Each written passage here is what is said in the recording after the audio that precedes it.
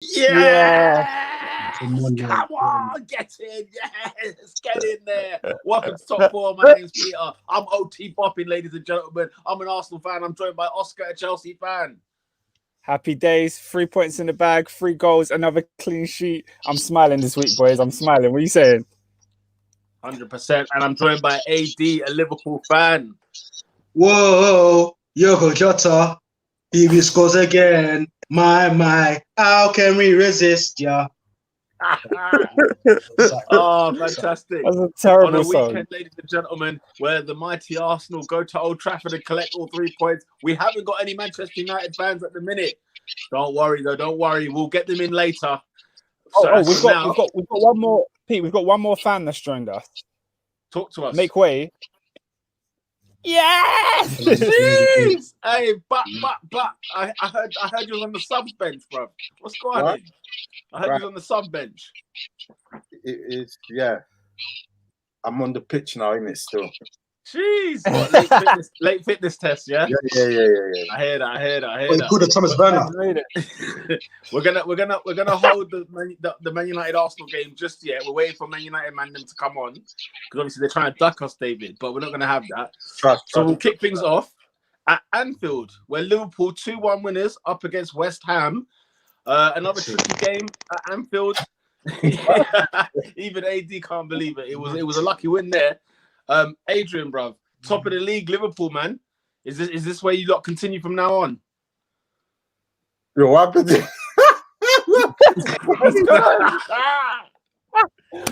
Wait. Let me go because that game was very, very interesting. Firstly, we got a comment from Liam Talks F1 who said, "Hello, everyone." Shout out to Liam. Done. And then we've got Adrian back in a different way. So shout out to AD. AD, you with us now? You ready? Man's on the mute thing. Oh, we can't even hear you. We can't even hear you, bro. It's a highlight. It's a mess. Okay, why you're sorting out your audio? The wonder why Spotify can't give us that info, fam. Do you know what? Yeah, Adrian's been cut off the same way Boris Johnson cut off Liverpool's game, bruv. Nobody watched the second half because Bojo was telling us about lockdown and that. So we didn't even catch the rest of it. But you're gonna have to fill us in. Mad, yeah. Just mad. Like you can't even call him by his initials. Like I see he was gonna go there, and then you realize what it is, and it's like I can't even call him that. Oh, what BJ? Yeah, oh my God. I'm saying. That wasn't even in my head. I was gonna say, I always say Bojo is like a thing they say in politics, isn't it? That's just a thing they call it. Yeah, Bojo. Adrian's a politics guy, so he knows all about the Bojo headlines. But yeah, because it was 1-1 for a long period of that game, innit? Up until the Boris speech. Adrian, are you back? Can we hear you now? What's going on? The audio's gone, bro. The audio's gone. The audio's gone, bro. But Oscar, look, yeah, Liverpool left it late. They did get the win in the end. They're top of the league. Do you think like this is it now? Do you reckon like we're not going to see Liverpool drop any more points or drop places anyway, and then the league is kind of resume back to normal? What's your thoughts? I think Liverpool are strong. Liverpool are still a strong side. Their forward line is still good. They're playing in the midfield. Breaking news. Just before you continue there, Alan McInally, we've got a goal in the Leeds United versus Leicester City game. A goal at Ellen Roads. Oscar, you've been talking smack about him, and I've been bigging him up at Leicester City. It's that man, Harvey Barnes. When have I been talking smack about Harvey Barnes, bro? Not smack, but you get my drift. I love a bit of Harvey. And I was thinking raw. All right, cool. Who got the assist? It's that man, Jamie Vardy. I don't even know why I asked. I've got no Leicester players in my team, but fair enough. Back onto the game. Lola O has commented saying Liverpool's defense. I love it. But Mr. Shiny Teeth showing his ass again, and I love it. Who's Mr. Shiny Teeth? Firmino. Firmino. I'm assuming it's Firmino. Okay, yeah, but back onto what I was saying about Liverpool. I still think, bruv, they're one of the best sides in the league, probably still the best, even without Van Dijk. But there's a clear weakness, and I think like even when Chelsea faced them earlier on in the season, they lost Gomez and they had Fabinho playing alongside my man Van Dijk. But there wasn't a moment where Chelsea penetrated that, and I think teams now need to go in at that centre defence because they played Nat Phillips, and obviously he's an inexperienced guy. In Champions League, they played another young guy. I can't remember his name, but they're not like Klopp is not like 100% on who's going to be the one to partner Gomez with Matip being injured. I'll tell you what, there's an opportunity for a couple of weeks while Fabinho's out for somebody to just rattle them. I'll tell you what though, that Phillips guy is looking better than Gomez at the minute. Like I'd have him ahead. Like he's had 2 good games. He was solid in midweek, and then he's solid again on the weekend. But Adrian, are you back with us, mate? Are you ready to talk about your team? Hopefully. Jeez, we can hear you, bro. Man like AD. What was the question? What were you talking about? So I was saying basically like, okay, Liverpool are now top of the league. Is this a case of like normal services resumed? Is there things to still watch out for? Are you confident? Do you think that this is something you can sustain? I think ultimately, we're not going to be as good. It's obvious we're not going to be as good as we were last season. But I still genuinely think we were going to be we're the best team in the league. If you look at it in the cold light of day, we've conceded the most goals in the league, yet still we're top of the table, despite the loss of Van Dijk, despite you conceded the most goals in the league. Yeah, we conceded like 15, scored 17. They conceded 7 in one game, Peter. Yeah, I know, but the most in the league when you're top, how's that work? Exactly. So ultimately, I'm of the opinion that by December, start of 2021, the chasm is going to start to appear, and we're going to pull away. I think Oscar sort of touched in and out, and I heard the point that you made. I think we've still got an excellent side. We've still got potent strikers. We've still got excellent fullbacks. So I genuinely think, the table is going to start to even out. I'm thinking we're starting to see a lot of results are looking normal now, whereas we're getting a lot of anomalies. Like this week, 5 of the big top 6 won. The only team that lost played another team in the top 6. So I think, generally speaking, we're going to start to see normality ensue, and it's going to get a bit more normal, and Liverpool are going to do what Liverpool do, and that's win games of football. What does Klopp need to do in the next couple of weeks? Like, say, between now and the international break, what do you think on the pitch he needs to address in order for Liverpool to sort of cement their place? I think for me, it's just damage limitation, really. I think if we can get to a point wherein we can get, Matip or Fabinho back, and if we can get to the point where we integrate Thiago into the side, we'll have to look at that and you say, you know what, we now have the minerals to go on and really dominate the league again. So I think ultimately all Klopp has to do is keep winning games by hook or by crook. Last 2 games, we've won 2-1. Last 2 games, we've come from behind.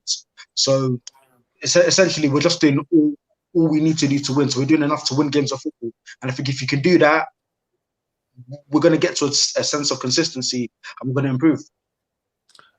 David, were West Ham unlucky to not get at least a point at Anfield?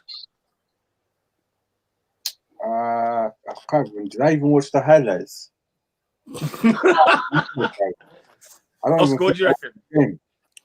Well, I think West Ham are a team that's going to cause people problems. I think Liverpool were very lucky that they didn't have Antonio fit, because Antonio has been their best player so far this season. Towards the back end of last season, you know how amazing he was. He was scoring bare goals.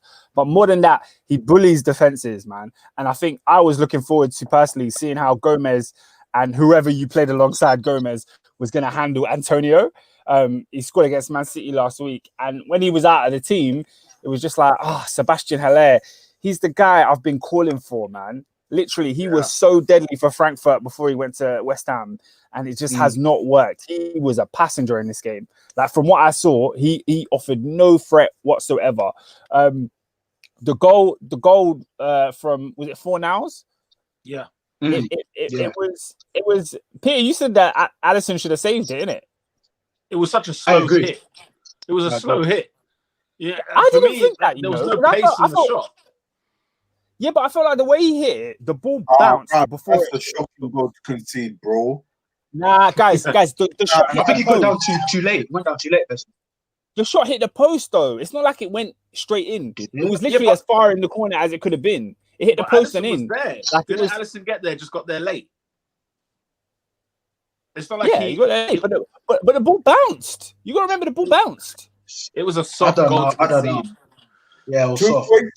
For his standard, that's a poor goal to concede. Yeah. Absolutely. Because I know I'd be on De Gea if he did that. It's not a mistake, but he can save it. You know what I mean? Yeah. I don't think I'd be on anyone for conceding that goal. Let me read some of these comments because people are talking about. That's because you had Kepa in it. You don't know. No, the standards on the floor. I cost Kepa for all the goals. Fair enough.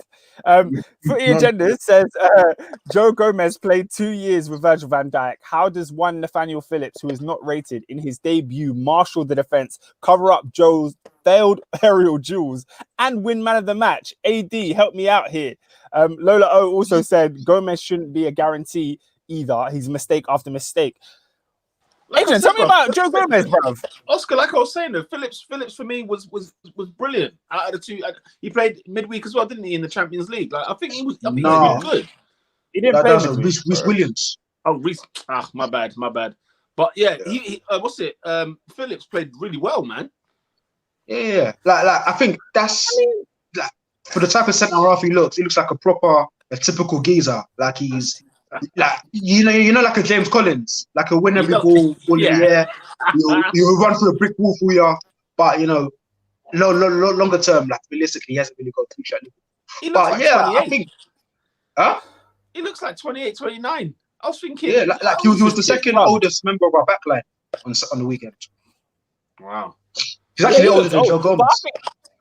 I think these lot are doing a bit of a disservice to Joe Gomez. I don't think Joe Gomez is the best defender in the world, but let's be real. Nat Phillips came in on the game where, like I was just saying, they didn't pose any real attacking threat. They played one striker who wasn't running in behind, wasn't a trouble to manage when he's doing hold up play. He didn't Haller gave them nothing. So to be like, oh yeah, Nat Phillips is better than Joe Gomez, is mad premature. Oh, is that what the man was saying? No, but Footy Agendas is saying, like, how can Nat Phillips come in and marshal the defense when Joe Gomez couldn't do that? And I'm like, bro, Joe Gomez has been doing this thing for 4 years now. It's one game though. It's one game. Joe Gomez is the one, and you feel like he's been thrown in the deep end. At least now you've got Alisson back, and you're not playing with that clown in goal. Joe Gomez can start to build up a run of games and prove that he's good enough to lead a defense. I think he'll get you through. I'm not. Are you worried about that, Adrian? The centre back thing? Are you worried? Obviously, I don't want to sort of hit this point home again because it is where it is. But clearly, no defender in the world is going to come in and be what Van Dijk is. So there's no point sort of holding defenders to that standard. I genuinely think Joe Gomez, he hasn't been on the best of form. He's actually performed better in recent times, but at his optimum, I still think he's an excellent centre half. I still think he's, one of the better centre halves in the league. And a defensive partnership of Joe Gomez plus Matip or Fabinho will win us the league. So I think he's had a bit of patchy form. He's actually turned the corner the last couple of games. Aside from his poor header, obviously a mistake is a mistake, innit? But generally speaking, I think he did what he had to do all right against West Ham. But I think he's not in the best of form. When he's at his optimum, we've got one hell of a centre half. So I'm not really worried about it. Lola O said Joe Gomez is a beta. He needs the big dog next to him. And whilst I do hear that he does need a big dog next to him, I think when you're looking in the Premier League, how many centre backs are there that you would say don't need a big dog next to them? There's only about 3 or 4 big dogs in the Premier League. Like that, we've got Laporte, we've got Van Dijk, and we've got Thiago Silva, maybe Gabriel. Those are the only commanding centre backs. You talk about Arsenal's one. Yeah, Arsenal's one. Let's fast wait, please. Okay, cool. Okay. If you don't want to put him there, then fair enough. No, I think he's not yet, please. But he's not a big dog yet. Yeah. Yeah. When you look at Arsenal's defense, he's holding the hand of whoever he's playing with. The other day it was holding whoever it's going to be. He's holding their hand. They're not holding his hand. Yeah. So what I mean is Joe Gomez, for me, it's all about Matip. When Matip comes back, Joe Gomez and Matip is good enough. It's good enough. I'm going Matip and Phillips. I was going to say, of the two, I think Matip is more likely to be the alpha. And then, he's more likely to be the A cat, centre half. And then, Joe Gomez is a B cat at the moment. You know, he's still only 23. He may potentially get to that level, but at the moment, he does need a handholder. Adrian, just out of curiosity, what was the injury that Joe Gomez had for a long time? What was the long spell injury? You know what? I don't know. Yeah, because when he came to Liverpool as an 18-year-old, he was excellent at left back. And then I think he did his ACL. I think he played like the first 5 games of the season, did his ACL, came back. I think he did the same ACL again, and now he's back. So obviously he's had like niggling problems since then. Then I think he broke his leg as well. So for me, like any knee injury, you're not going to get that version of that player ever again. Like I don't know a player who has ACLs, MCLs, and they ever recover back to their actual, the best that we saw. A great example I use is Hector Bellerin, even like Perez in the past and stuff like that. I always feel like, because with the ACL kind of injuries, if it is that, the sort of joint pressure on those knees of that pace, that I think even Michael Owen was talking about it one time where he said like he snapped both, and then he was like, even when I think he was playing for Newcastle or Stoke, and he said like when I was a Liverpool player or a Real Madrid player, I would be like brave for everything. I'd go for every ball. And then when he got older, he was like, bro, I'm not doing it because if I just run and it just goes again, it's that thing of there's so much fear in the fact that they don't feel like they can do the exact same thing that they used to be so great at.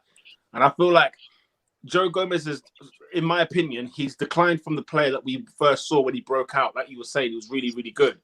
And I don't think that's necessarily I don't think he's a crap defender or he's a bad defender by any stretch. But I do think those injuries affect a player for their career. Do you know why I'd slightly disagree with that? Because first of all, when he sort of had those injuries, he was very much at the embryonic developmental phase of his career.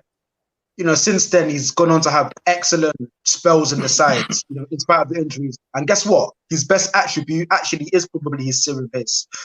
So I go back to the 18-19 season where I think it got to a point by December, him and Van Dijk together had only conceded something like 3 goals. So I think, don't get me wrong, obviously we will never know the player he could have been, but I personally don't know the impact because he's still physically incredible, like despite the injuries that he's had.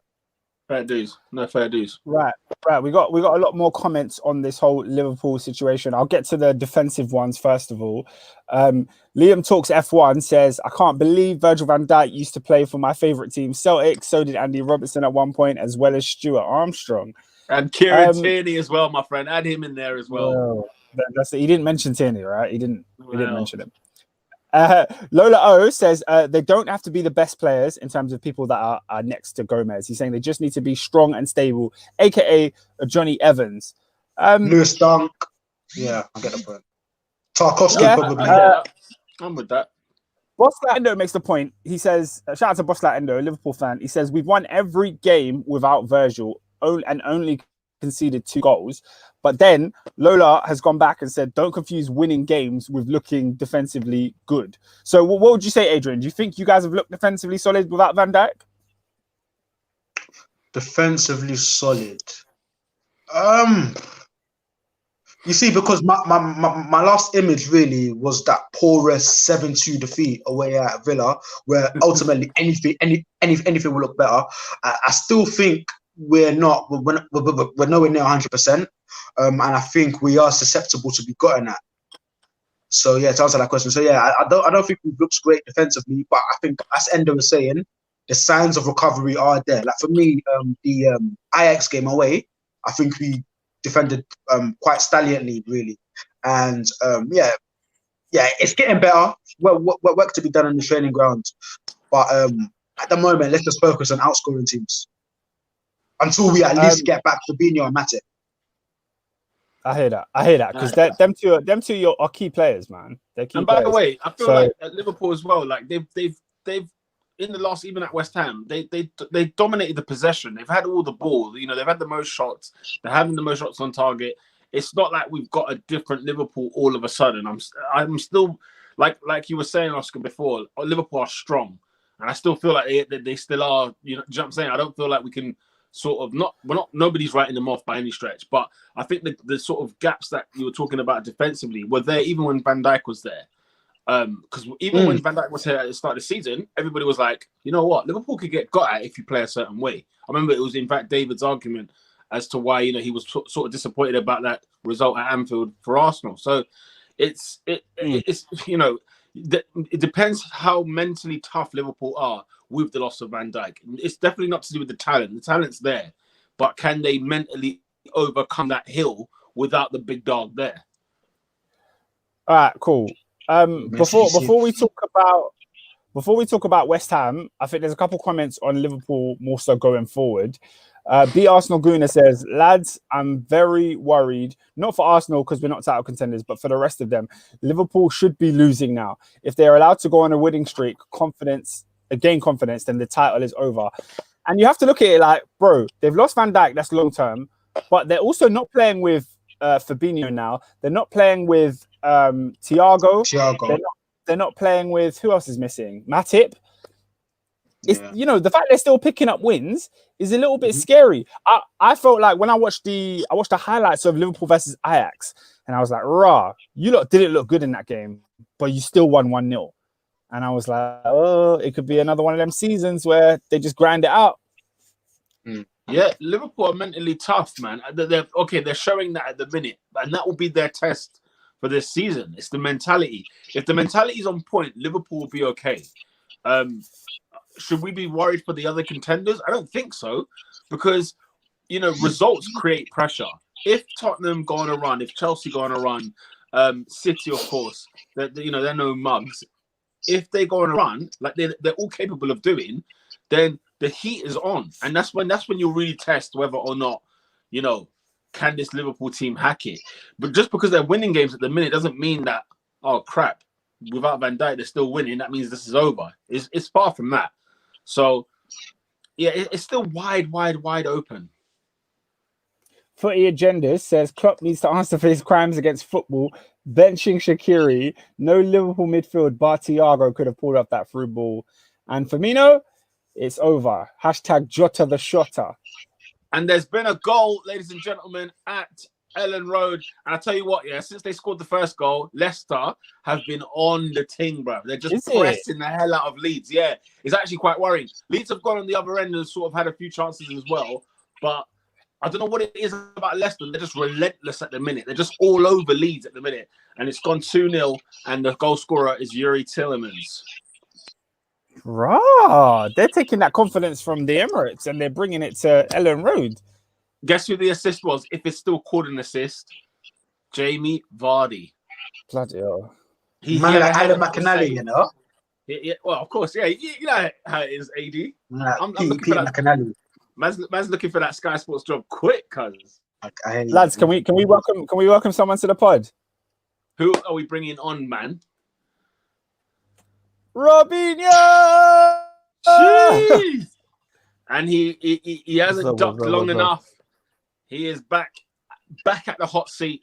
Robinho. Whew. Shall we move to that subject? Are we all right to go there? Let's go. Let's go. Let's go to Old Trafford, ladies and gentlemen. Let's go, bruv. Yeah, Manchester United 0, Arsenal 1. David, the first win at Old Trafford in the league for 14 years. How the heck do you feel about that?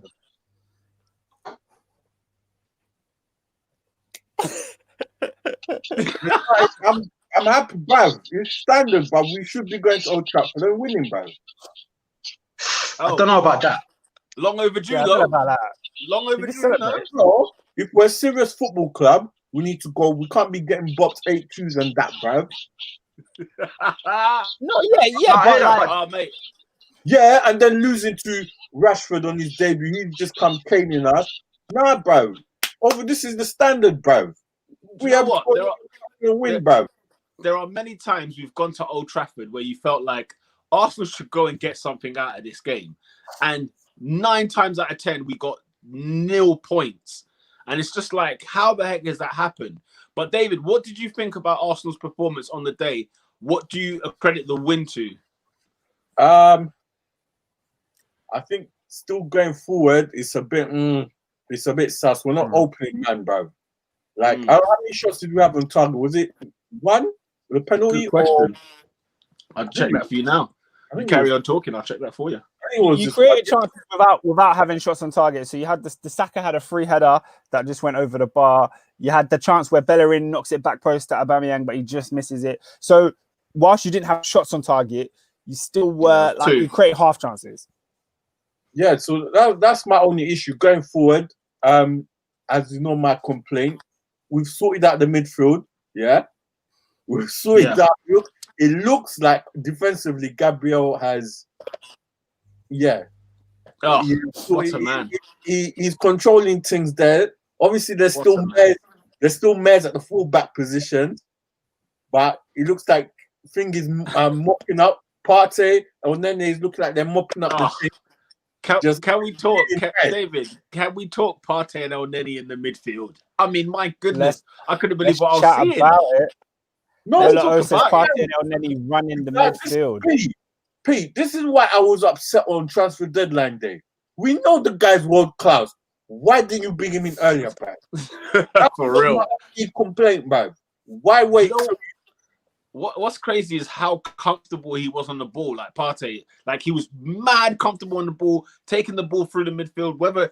And every pass was forward. Even Elneny, we've known him to be sideways king from early. And again, he was sending that ball forward. He was trapping everybody. He was chasing every single ball. Like Arsenal were really good, especially in that first half. But I got worried because do you remember Leicester, where first half Arsenal should have had a goal by now, and I always felt like it was going to bite us in the backside the second half. I did think United will get into it, will warm into the game a little bit, and then come at us. But then, I mean, it didn't really happen. Robin, like, walk on for Manchester United. So watching the game, I literally watched a carbon copy of what really happened last week in terms of us versus Chelsea. I literally said this in the group chat. It literally seems like midweek we're tactically astounded, but on the weekend we seem to be tactically clueless. And again, watching the game. No, let's start before that. Let's start with the lineup. The lineup, I looked at it and I was just like, I'm not okay. There's nothing special. I see that United should do something here. But what I saw on the pitch really is that we lost the game in midfield. Defensively, we're okay. Going forward, we'll find there was a beautiful ball from Rashford to Greenwood, and I thought, yep, 1-0. But Leno did a decent job. What we lost is that and what's really made me sad is that we lost because of Pogba. I feel like he had one of the worst games that he's ever done. And for me right now, he's on the yellow card. Ooh. Honestly, because you can't be saying, I want to be playing for Madrid. I want to be playing for the biggest clubs in the world, on which United are one of them. Not paperly right now, but history fact, are one of the biggest clubs in the world and can be completely putting on performances like that. And it's not the first time. He's been doing it pretty much post first lockdown, where he's just been iffy. And rightly so, he needs to be on the bench. I think Van der Beek should be coming in and playing up in front of him, because even when he came on a cameo, he nearly scored. Yes, it was an Arsenal blunder at the back, but he nearly scored there. And he was showing much more threat and not Chelsea. So again, I say the same thing as I said last week. Looking at the game, Arsenal deservedly won the game. I looked at it. I wasn't even annoyed. I was just like, really? We're losing because of this? It wasn't like Arsenal played out the park like we were telling you down. It's just Paul Pogba being inept and actually causing penalty when he didn't really need to dive in. Bellerin wasn't causing something that I thought that was going to be threatened, that was going to go in. But it looked like he tripped on himself and he fell on Bellerin. And I was like, oh, this is a clear penalty here. And obviously, if a fan was taking it, when the ball came to Bellerin, it was like when the ball came to Bellerin, Bellerin was going away from goal. Like he had to find a way to come back round in and get a cross in or whatever. The danger wasn't so high level that he had to make a challenge. So it's very, very unfortunate. Liam talks F1. Feels the same way about you. He says, I hate being a Manchester United fan. He also said, what's worse, Manchester United's form since 2014 or Bojo and Trump being leaders of two of the biggest countries in the world. That might not be the case for that long. You know, tomorrow night could be a different day.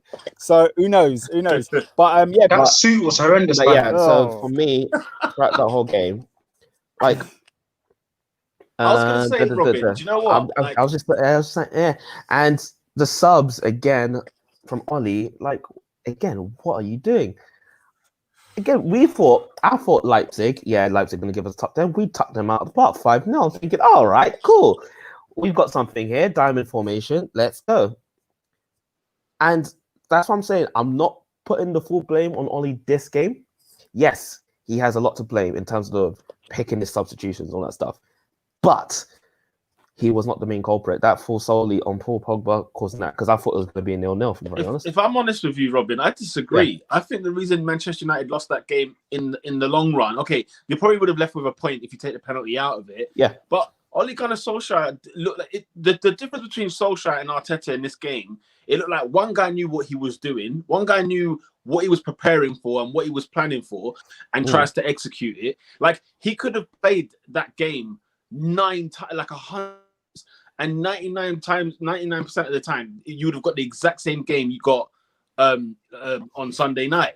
Like, for me, Ollie seemed to just sort of turn up and sort of feel like, all right, look, we beat Leipzig. We got a good result against Newcastle as well. And let's just see, how it works. And even this idea, like, when you're saying Pogba should be dropped and then you should bring in Van der Beek, it's that thing of, what are Manchester United what kind of players are you trying to sign whereby I can't have Van der Beek, Bruno Fernandes and Pogba in the same side?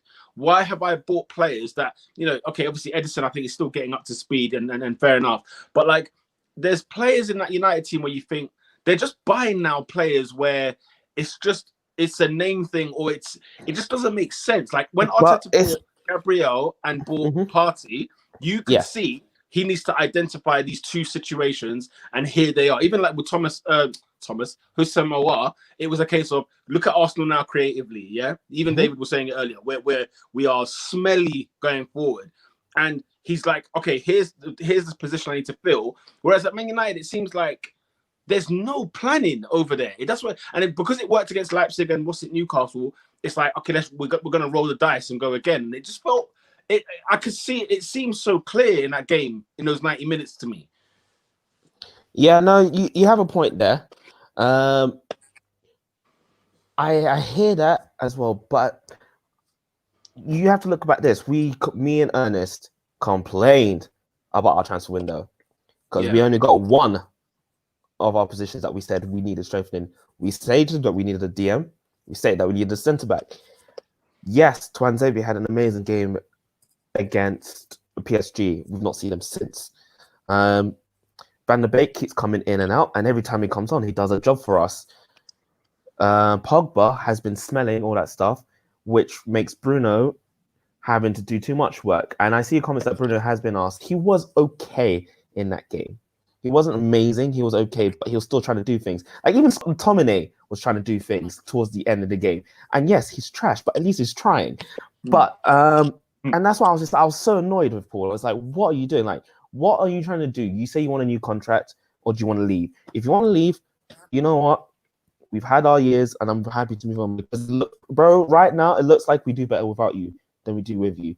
So interesting. Yeah. And it's sad. It's very sad, but that's what's true. Let me read some of the comments on Paul Pogba specifically, because you mentioned him. Yeah. Lola O has said, season 5, episode 6 of Unlocking Pogba. Will we ever get it right? Footy Agenda says, shout out to my boy Pogba. Never thought it was possible to get out of breath chasing down a vegan Insta model, but fair play. Yeah, she also mentioned, Lola O also mentioned Bruno being arse. But don't let Pogba getting into the Hall of Shame blind you from all of that. Pete, do you think Pogba was the reason? Say that again. Do you think Pogba was the reason Manchester United lost the game? Who, me? Yeah. I mean, I just explained that. I thought it was Ollie.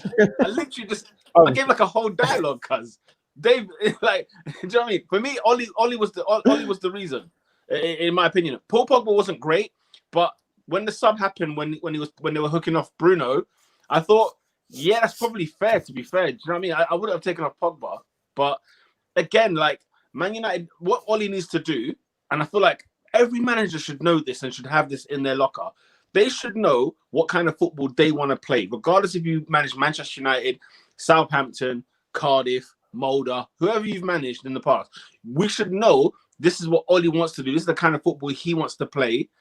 And over time, not to say he's going to get it right, because he will get it wrong at the start, but just like, say, Pochettino at Spurs or at Southampton, my man's come in with the same philosophy, not necessarily tactics or anything else, but he has a vision and he has a plan. And he says, you know what?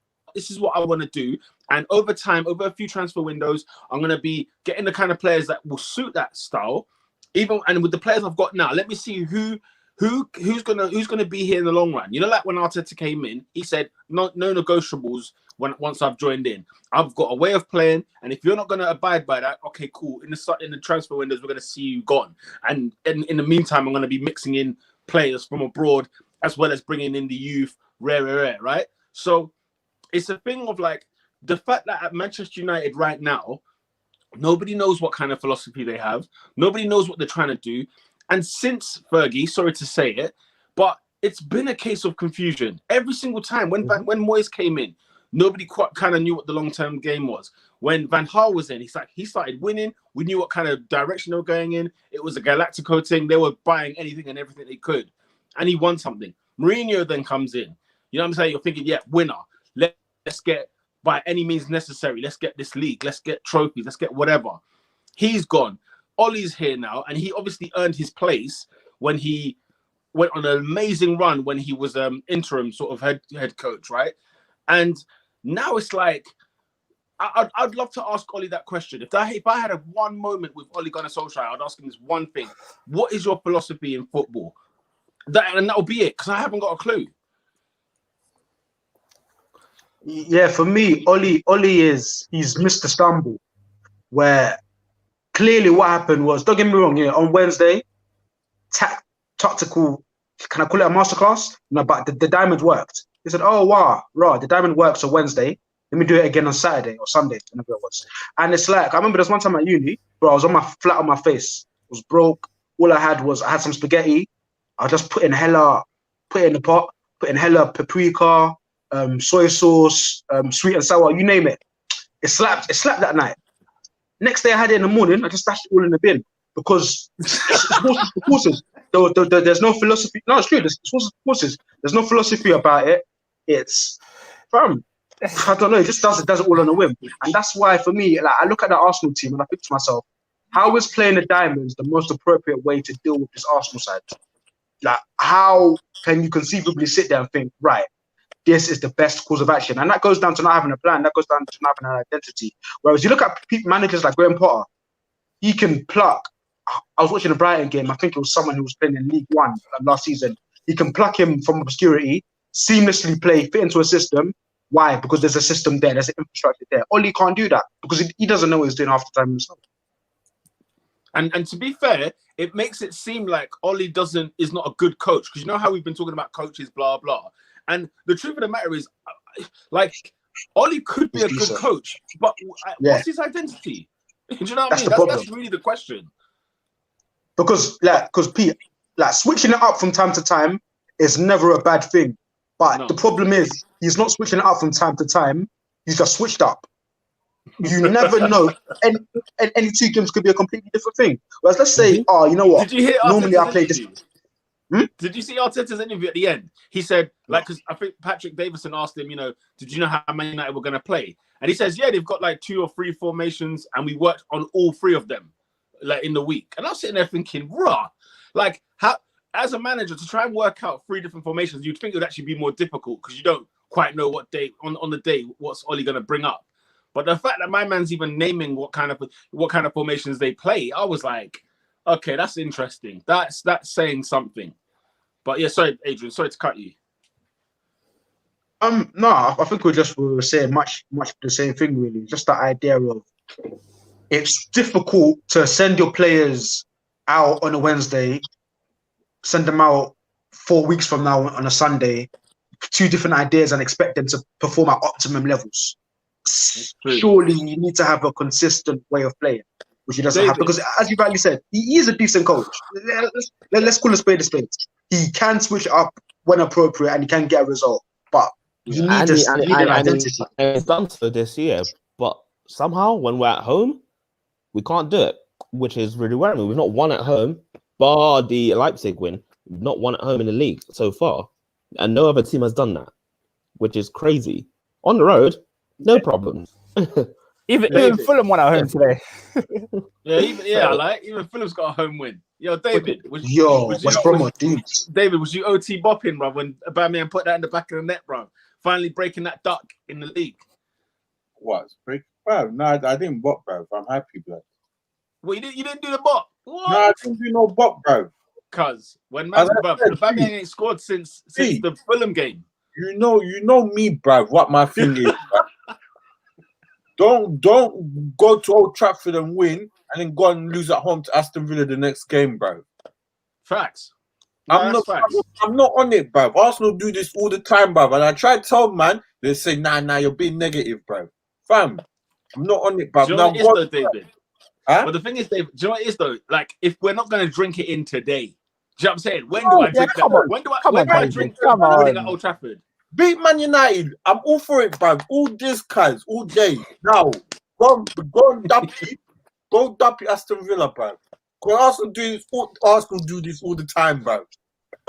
That's fair, dude. That's fair, dude. I think the thing is why you need to drink this win in is because specifically you don't do this all the time. Yeah, you don't go away from 14 years. The league and beat top 6 games. Now, fair enough, this is a watered down Manchester United. It's not the great Man United that we've been used to, but it's still a step for Arteta. Like I saw when the final whistle went, Arteta like pumped his fist in the air, like very, very open celebration because he knew how big today was. Sunday. He knew how big that game was. It's huge for Arsenal. And go beat Aston Villa next game. I don't want to hear no stupidness, blood. Me, I'm on to the next. Yeah, no, Oscar, it's true. If we draw or lose at Aston Villa, what it ends up becoming is such an in vain victory. Because let's be honest, right? Even with the loss to Leicester, winning against Man United was cool, but you can't help but look at the table and think, flip's sake, we should be higher than this. Like you know, if we'd won against Leicester and say we'd lost to Manchester United away, you'd feel a bit more not happier because you wouldn't because the same points, but it's just the fact that. Why is it we can be so good? Like let's be honest, yeah. The penalty was fortunate for us. Like this game was heading to a 0-0, just like Chelsea last week. It was heading that way, but we would have one thing though. You know, we would have said that you know what our performance, the way we played, it deserved a goal, but that's been our Achilles heel this season. You know, playing Fulham and winning 3-0 gassed me hardcore. But then you have to realize, fam, this is Fulham, and look at what they've been this season. And ever since then, Arsenal can't seem to score a goal for love nor money. But like, I get what you mean. Go on, Robin. I was going to say one thing, though. Gabriel had an amazing game. I'm still very surprised that he stayed on the pitch, though, because I thought that foul on Greenwood, yep, he's off. Yeah, that's a definite second yellow. And I was just like, how is he still on the pitch? Yeah, Mike Dean. Sometimes you need to rub with the green. No. I would say that was, it really is fact because I was like, Mike Dean, my gosh, how have you fumbled this? But yeah. Lola O said, don't chat about no fortunate pens, especially against United. Arsenal don't get Honestly, on Twitter, which is fair. Have you seen Twitter where it's like frame it Arsenal fans, Mike Dean pointing to the spot at Old Trafford for Arsenal? I mean, trust me, that is but I think that to say it's like fortunate or Arsenal didn't deserve it is a bit unfair because you look at the way Arsenal set up and the way they approached the game. In the first half, you were a far more forward-thinking team, the better team. Mm-hmm. And that penalty comes from Bellerin being in Man United's box. How many times did you see Shaw or Wan-Bissaka in Arsenal's box yesterday? You didn't see that often. Never. You guys were pushing forward. Oscar, I weren't saying fortunate. I wasn't saying fortunate in that vein. I'm not trying to take away. I'm not trying to discredit. But it's not you specifically. It's not you specifically. That game, I'm just saying that game could have gone on for another 90 minutes and Arsenal and Man United would have not scored a goal. Let's just be honest. I don't think so. Like, as in, I think there was clearly a better team. You can't look at that game and be like, what I'm saying, I get that there was a better team. I'm just saying there was no way we were going to score a goal. You weren't personally, honestly watching. We weren't threatening like that. Apart from, I think, the first half, the ball across. When it crossed and it whizzed past the Aubameyang and he should have like that's it. And I was like, oh. But other than that, you know what's funny, Robin? Robin, do you know what's funny about that? That has been Arsenal this season. That thing of, do you know what? Like I said to you, Bellerin could have sent in 15 balls across that box, right? And you know that mistake where Lacazette sort of miskicks it, Willian hitting the bar, like that stuff can happen 8 times, 9 times over with Arsenal. It's too consistent for it to just be like, do you know what? On another day, they would have bagged all 3 of those. Because we've been there, and we've seen ourselves not scoring. Look at, like I said, against Liverpool. Do you know what I'm saying? Like, it's been a case where there is something like, there was almost like a curse on us at the minute with scoring goals. But thankfully, let's just hope that Aubameyang now takes this forward. And Arteta, please play him in the middle, please. He's still a yellow card, bro. We won the game. You're lucky, lad. You're lucky. Poor play. I'll be honest. I feel like our number 9 up front, blood. Do you know what's annoying? I know Ollie's gonna be here for the rest of the season, so there's no point in all the United fans shouting Ollie out because he's not going. Let's just be a fact. He's not going anywhere. Robin, I think he does. I don't know where you've got that confidence from. I think he could definitely go. I don't think he goes. Man United will do anything and everything to keep him in that position as much as possible. Not if the results get worse. I'm sorry, you're 15th at the minute. He will be gone by Christmas if you're still in the bottom 10. He'll be gone. We'll see. I like to believe you, but I genuinely looking at it.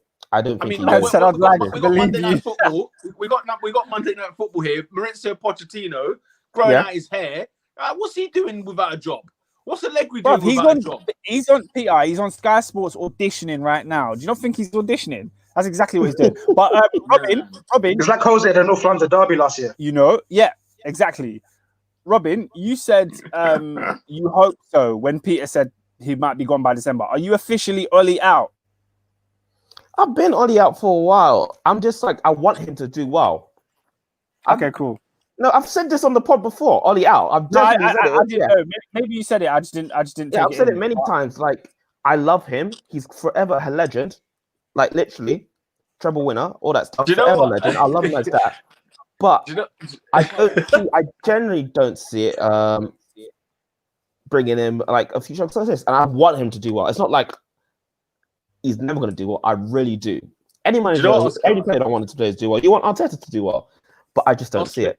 Oscar, you know how you're you want to know if he's Ollie out. Robin's the kind of guy, like, he will have an Ollie out book in his house. He won't tell you he won't tell you what his books are, but when you go to his house, you'll see, there's an Ollie out book. Then you realize, because he doesn't really wave it like a banner thing. It's not like a banner thing with Robin. He doesn't like hashtag it all over the gaff.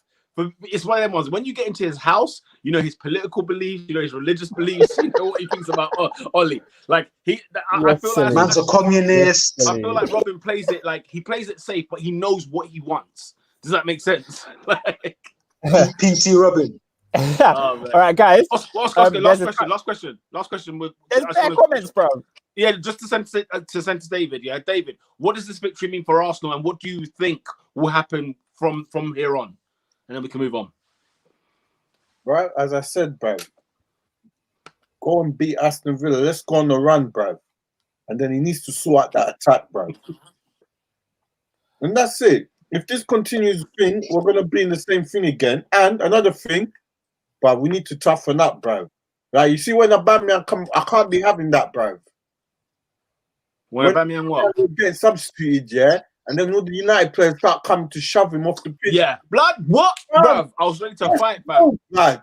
You, man, bruv. You have McTominay, some dibby guys shoving Aubameyang the cat. Bruv, are you dumb, bruv? Where's man? Where's Conduzi when you need him? Bruv, move him, blood. Yeah, I was feeling. Blood. Get your But quick question, though. I don't feel like you Arsenal fans are excited as you should be. Because for me, I'm looking at it and I'm saying, bro, you might have a one away at another big six side in 5 years. And for me, I feel like it's just important. Like Peter, you said that you'd rather win. Oh, not rather, but you said that, you know, it would have been a bit potentially better for you to, you know, beat Leicester but lose away at United. I'm sitting there and I'm thinking to myself, surely you'd want to get that monkey off of your back. And moving forwards, that mental barrier of actually, guess what? We can do it. We have done it. Let's take it forwards into the next away big six game that we've got. AD, bro. You know, Can I address that, Adrian? Can I address that? I know my team, cuz. I've seen us go to Brighton. Yeah, I was going to say two things. No, but yeah, I've seen you for the past 5 years, bro. This is what I'm saying, bro. Yeah, Adrian, I need to show man on the pitch that they're serious, blood. As I said, Adrian, at the end of the day, we've go on. Sorry, David, carry on. As I was saying, next week Aston Villa need 3 points, blood. No, I hear that. Back. I hear that. This can't be. We beat United. Whoa, bare banter. Next week, everyone's battering us again, guys. Look at us. I hear you still. Nah, can I say something? Adrian, I'll also say this as well, though. Yeah, like, is that you got two sets of Arsenal fans. Certain men are mad gas, bruv. Like, if you can find them. They're on Twitter, bruv. They're there. Who are jumping jacks and everything else, bruv, because we beat Man United. And it means we're going to be in the top 4. It means we're going to win the league or whatever else, right? The truth of the matter is, Adrian, we're not as Arsenal have had to learn patience the hard way. We've gone through these cycles before where we've looked impressive one weekend or 1 month, and then it always peters out. It always ends up in a car crash. Like the year, do you remember there was a season when we beat Man United 3-0 in like the first 15 minutes? And it was like, oh my days, look at this Arsenal side. We lost the league to Leicester that year. I remember Arsenal beating Chelsea at the Emirates. Then Conte was like, screw this. I'm tearing this thing up and I'm going to start my own thing. And he went and won the league. So like, we've been here before where we've got excited and we should have done more, but it ends up being that, you know what, Arsenal have no bottle. And that's what me and David, I think, are more worried and concerned about. Definitely. This Arsenal team, can you prove to me you've got the bottle? Yeah, I would say. Understand. Yeah, go for it. I understand, but the reason I kind of agree with Adrian a little bit is because you guys are definitely right that Arsenal haven't had bottle in the past. But I've heard you guys say, oh, you know, under Wenger, under Emery, under Arteta, what has changed? Last Sunday, we saw something specific, very specific change. You went away from home to a top 6 game with a game plan, and you went there and executed it and won a game with a clean sheet. With a clean sheet. So, yes. You know, it's a great victory. It's a great victory. One of your best victories you've had in years. Oscar, listen to me. 5 years to be exact. Listen to me. I need 3 points at home at Aston Villa. 3 points away at Leeds. 3 points at home against Wolves. We need to beat Tottenham, Burnley, Southampton, Everton, bro. And this is all before Christmas, bro. I need 3 points, bro. David, I can't cap to you. That's not happening. It's not happening the way you said it. You have to walk before you can run, bro. And that's the issue. And that's my exact point, Adrian, bro. Show me your bro. Adrian, you just said to him we should be a bit more happy, yet you're saying we should walk before we run. And yet, I'm part. No, but a huge part of your milestone, like now you're walking unaided. You've won away at the top 6. Like now your parents have let go of you. The stabilizers are off. You see what I'm saying? Adrian, that's all. You know what, winning away at Old Trafford is part of the development process. But Adrian, I swear to you, if we do not have 3 points on Sunday, I want to hear what you have to say next week on Monday. That's all I'm saying. His point will be the same. I have less space in my voice though, I'll be honest. Yeah, his point will be the same. But let me get to some of these comments because people have been chatting for time. So what I'm going to do is I'm going to go through the Man United ones first because there's a little bit less of them, and then we'll move on to the Arsenal ones. So Footy Agendas says Pogba ran out of trims to boost his performance. He has now moved on to NBA accessories. #pandemic P. #ballers wear gloves. What does he think he's LeBron James? What's going on, guys? I don't know. The thing is, he's been doing it for weeks and no one said anything. No one's mentioned because I don't know what he's on about. He had the white sleeve. Now he's gone for the black sleeve. He's gonna be throwing up the chalk next week. He had an injury. I was like, has this guy been working in the Indies? I'm thinking, why has he got a freaking thing on his arm? We had a comment from B Arsenal Gooner who said if Fergie was still there, we wouldn't see Pogba for at least 5 games. And I'm going to tell you, that's complete cap. That's complete cap. Because, like, people love to overestimate how great the old times were and how, like, firm Fergie was. Let's not forget, Fergie threw a boot at David Beckham and he was on the pitch the next week playing with stitches. Like, it's not, you wouldn't not see Pogba for 5 games. You just bully him to get the performances out of him. Fergie was not the type to drop a star player. Oscar? What are you on about? What? Oscar, what are you talking about? Wait, hang on. First of all, when he dashed that boot at Beckham, guess what happened? He left that summer. And also, this is the same man who sold Paul Pogba in the first place because he said he's not got the mentality. So what are you talking about? Yeah, but he's saying that's not what he's saying though. He's saying we wouldn't see Pogba for 5 games. He said for 5 games and then back. That's true. When did that happen? What do you mean? He gets rid. If you're not good enough, if you ain't got the mentality, if you ain't got the nuts, guess what? Bin, gone. No, I mean, Roy Keane. He did it to Roy Keane. He did it to David Beckham. He's done it to bare man blood. No, but these were players that he sold. It wasn't like a poor performance in a game against Arsenal when he dropped them forever. Like, come on. Blood, Oscar. The Paul Pogba situation is prime reason why Fergie got rid of the guy in the first place. Do you think Fergie would have stood for any of the stuff he's been up to in the last year? No chance. He would have. You know. Do you remember when Mourinho and him were having a little thing in the training ground? I think it was to do like an Instagram post from Rare. Gone, bench. That would have been it. Finish. I don't know. I think it would have been a slap on the wrist, maybe a fine, and he'd be back out there the next week. People forget that like Man United lost titles when Fergie was there too. You know, it wasn't all hunky dory. All right, let me get to the Arsenal comments because there's a large ton of them. Footy Agenda says, Rob Holding, stop fighting it, brother. It's time to come home. # bold is beautiful. # bold lives matter. The hairline is Rob Holding, one more. Rob Bolding, Man said Rob Bolding. Okay. Lola O said, this is the only thing that will hurt Arsenal and why I'm not mad at Arteta. Give him quality attackers and that will sort himself out. Which is fair. Leave them on the bench or off the squad. Lola, who? Come on now. One of them's not in the squad and the other one doesn't play as centre forward. Okay, yeah, that's fair. The centre forward thing, I'll have. What is this? I said that's fair. She also said that bum Xhaka is out of the first team. He's not touching midfield again. He's only playing centre back if you get injuries. Oscar, listen, everybody here that's on this chat right now and everything else, we know football. We know it's a long season. It's a marathon thing, yeah?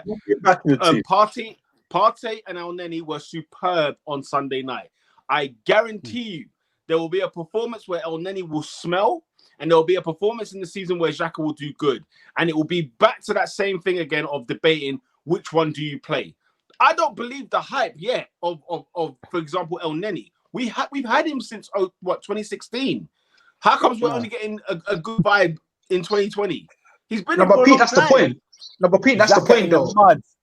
Arteta's squeezing his lemons. Like everybody knows, Mohamed El Nene isn't a great player, but his abilities and his attributes have been maximized. So the prevailing wisdom is when Arteta actually gets good players, you'll start to see a better Arsenal if you can get good performances from El Nene, who's quite limited. I agree. What I'm saying is that the Xhaka situation isn't over because there is a poor performance in any of those Arsenal players this season. There is one. It's always coming, and it might even come at Villa. It may even come at Villa, where somebody will have a stinker. Do you remember Ceballos when he joined? We thought brilliant. What a great player. He's flattered to deceive. He's flattered to deceive. Lola also said Partey and Xhaka can't play together. El Neni is not levels, but he is mobile. Xhaka is redundant. Listen, Marley Mo's added to that. He said it was only one game. Man United was bad, and Arteta is still a bad manager. If he put Xhaka in the team again, along with Mustafi, we should ditch this coach and his terrible park the bus antics. Wow.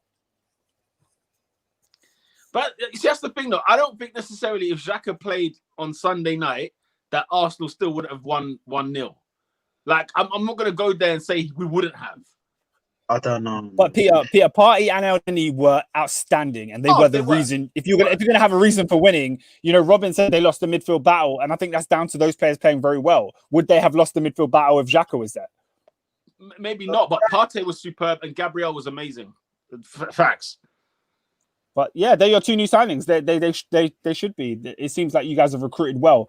In terms of Man United, Lola O said Oli can't coach at all. All he can do is maybe put players in positions and say, go play. United can't win unless there is chaos and lots of space.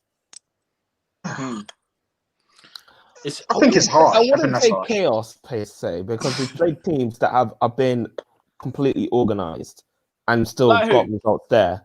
Where who? Leipzig were absolutely organised until we went to 2-0. And then they just lost the plot. PSG was still a tough game. Newcastle. Robin. Yeah. PSG was chaos.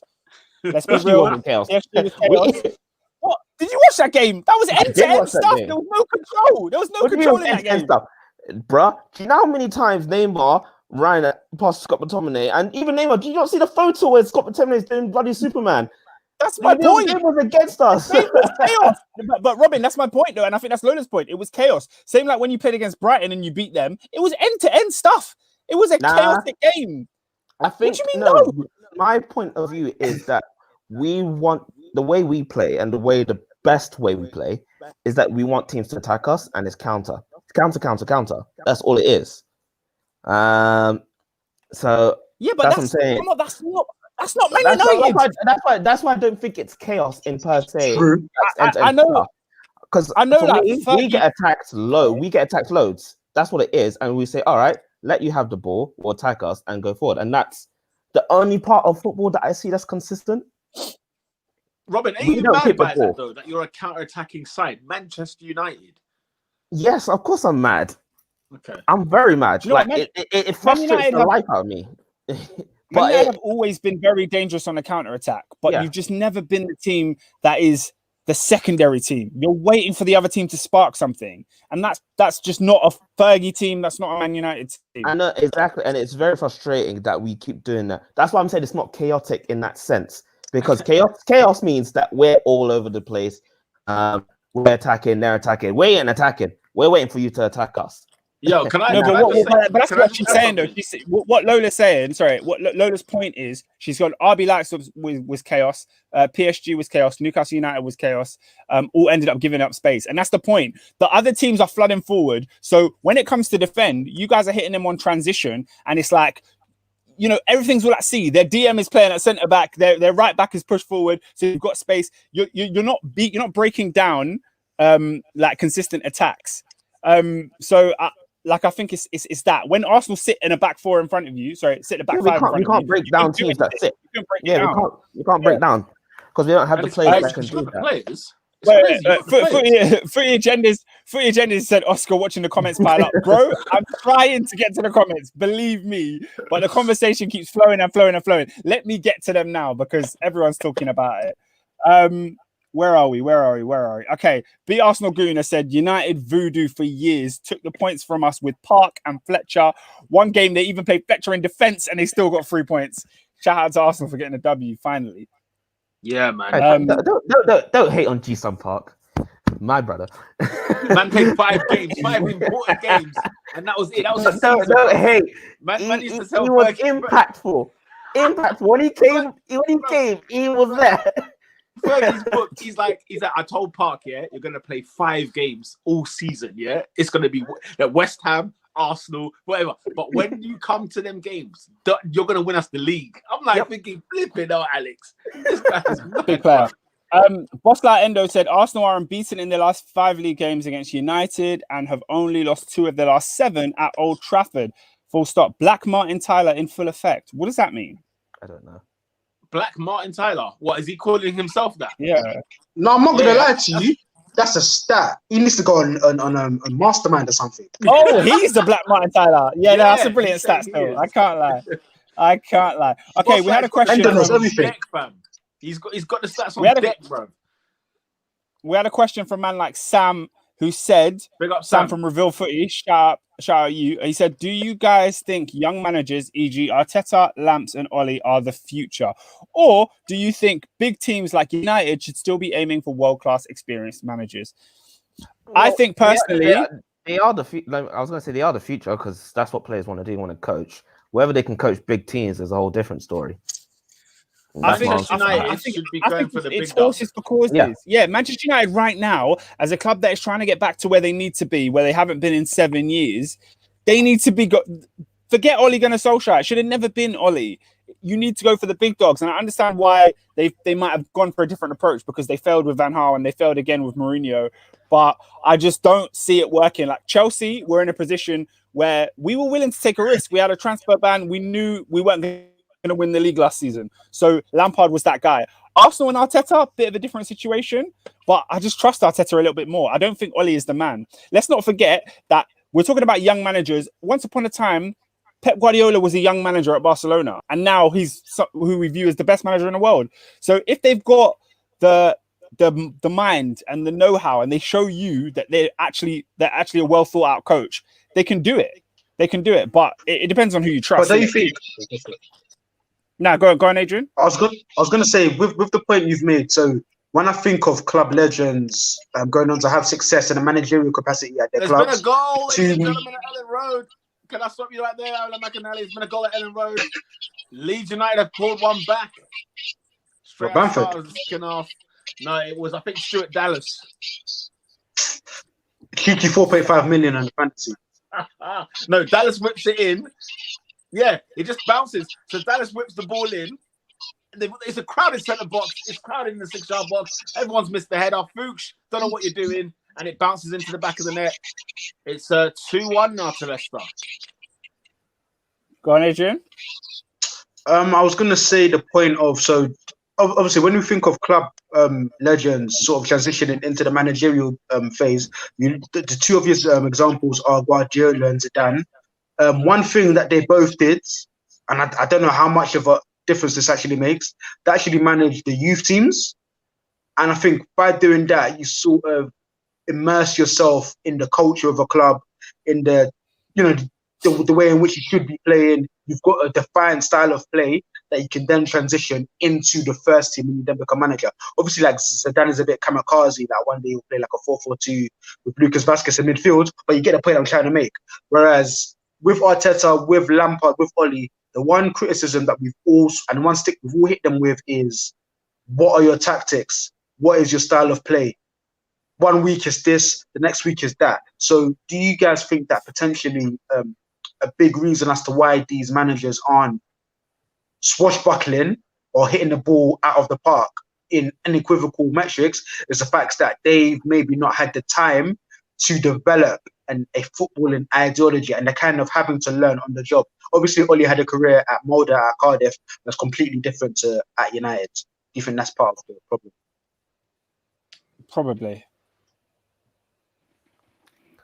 You look at Pirlo going to Juventus is another one they're hoping for, but then there's a Zidane effect as well. There's a large backing. There's a large amount of argument for young managers coming and hitting the ground running, but it's a risk. It's a big risk.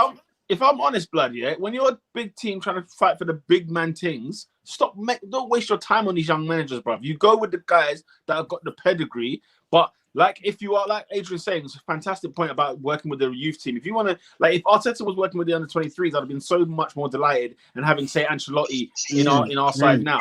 And then you can make that transition over time. But this idea of we're trying to look for the next new thing, I'm not gonna lie, bruv. From Ole, Lampard, I'm even surprised Arteta's already won a trophy, but I'm not expecting anything from them three. That's just the honest truth. I think Zidane is the only anomaly in the whole thing because remember, who did they have? Lopetegui? And that just didn't, or was it? No, before that it was Ancelotti. Lopetegui was he was there, but then he got fired because I think he was in between Zidane's two stints. Remember, he's done more than one. Yeah. So it was Perez. No, it was Rafa Benitez. That's what it is. Yeah, Rafa Benitez. He came. Yeah, he did the first time. And then he got fired, and then Zidane came in, and everyone's like, "Rah, he's done nothing. He's never coached anyone." 2-2s now. He goes to win 3 Champions Leagues in a row, and a La Liga in between. Right, so Zidane managed Bordeaux. Have I got that wrong? Nah, I knew it was like Castilla. Can't remember what else he did. Yeah, it was like Castilla, the Real Madrid BT down the 23s, them like.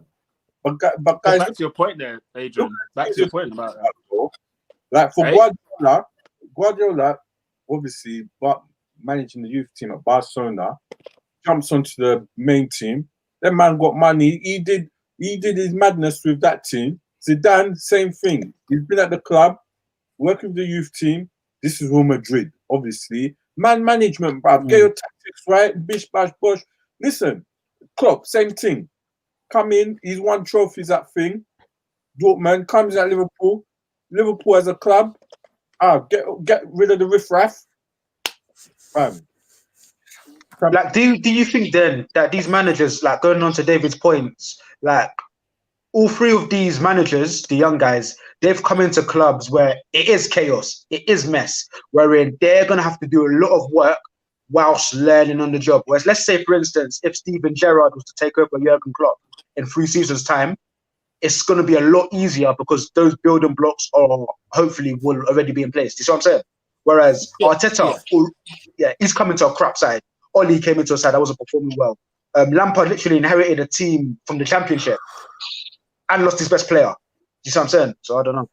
It's interesting. Are we a bit too harsh? Because with the Gerrard thing, it's interesting because he's testing his mettle at Rangers, so he's not coming in on a novice team. Do you know what I'm saying? When he comes to Rangers Liverpool, are a huge club, though. Yeah, they're a huge club, but again, Rangers. Let's forget. We're saying Rangers are a huge club on history, not necessarily even in the last 10 years. They've been an absolute myth.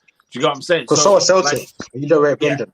Yeah, exactly. So Gerrard going into there, it's like, okay, free hit, free swing. And like your point, Oscar, you were saying horses for causes. You know, Rangers would do well to be winning league titles again. They should be challenging them. And I think that was more the problem. They weren't even challenging Celtic in the last 9 years. So the fact that they're now challenging them now, I feel like over time, Gerrard, it kind of makes sense. We'll see what he does because he's had a good start this season. All right, let me get back to some of these comments. Sam also said, I think it was always going to be tough for Arsenal to score at OT. We never get goals there, so I was expecting our attack to be poor. Didn't create much. Similar to the Leicester game. B Arsenal Guna said, United 2003 to 2012, no one goes to Old Trafford and wins games in the last 30 minutes. That was their strength. My response to that would be 2010, Didier Drogba. Look it up, mate. Look it up. Fantastic game. Fantastic winner. You see these comments here, yeah? They're very fam, I've seen Aston, I've seen Crystal Palace go there, bang 3, bro. Come on, man. I'm talking about. Malfitano, West Brom. Bro, West Brom, bruv, have gone down 1, man. Come on, man. In fairness, that's all post-Fergie, though, isn't it? No, but the Blackburn one, Blackburn. Okay. Guys, if we're we should be able to go to Old Trafford and score, bruv. Come on, bruv. No, you're right. This United. I mean, you say that. Oscar, to Sam's point, hang on. To Sam's point. Bloody hell, guys. No, I'm just saying. No, I just want to say, that when you're saying you're expecting your forward line to be poor, think about how distressing that comment is. Because Arsenal have a player who's 60 million on the left wing. They have a striker who's 50 million as a centre forward. Willian, I mean, Chelsea's bins, you already know my thoughts. But also Pepe is 72 million. You're looking at a good, just under 200 million of forward line, and we're meant to be poor going to Old Trafford. What's this garbage? We can't be having that. Yeah, that's a sick point, you know. You man are pissed. It's not like you haven't spent money. It's not for the lack of trying. And let's call a spade a spade. Is Nicolas Pepe any better than Yannick Bolasie? No. Is he? No. Let's call a spade a spade. You wanted Zaha instead. And this is the thing. That's why I don't get onto the board. You know, like we was talking about Kroenke, bro. Us man have been spending money, blood, but it's been on wash. Yeah, but Pete, that's also why Arteta shouldn't be on a yellow card, because none of those players that are washed were ones that he brought in. Right. Yeah, but stop playing up. You already know my views on why he's on yellow. That's I got you there. Shout out to Footy Agendas. He says, I don't understand the Oli sentimentality. Imagine Origi to manage Liverpool. My God, the standards are in the gutter. Yo, when Ollie first got the job at Man United, I came on this podcast and said, I don't think Ollie's a Man United legend, and you lot all slaughtered me for saying that. And no, he is. Do you know why I find it hard? Why I wrestle with it? Yes, because, like he's saying, Origi scored a winner in the Champions League final as well, but you know he's not and the winner in the same way. The thing is, if Manchester United tomorrow, like if any of our clubs tomorrow, announced a press release saying outside of our stadium we are about to put up a new statue of a former player, what are the names your players think of? What are the names comes to head? You know, if it's not one of those players, then you're not really a legend, are you?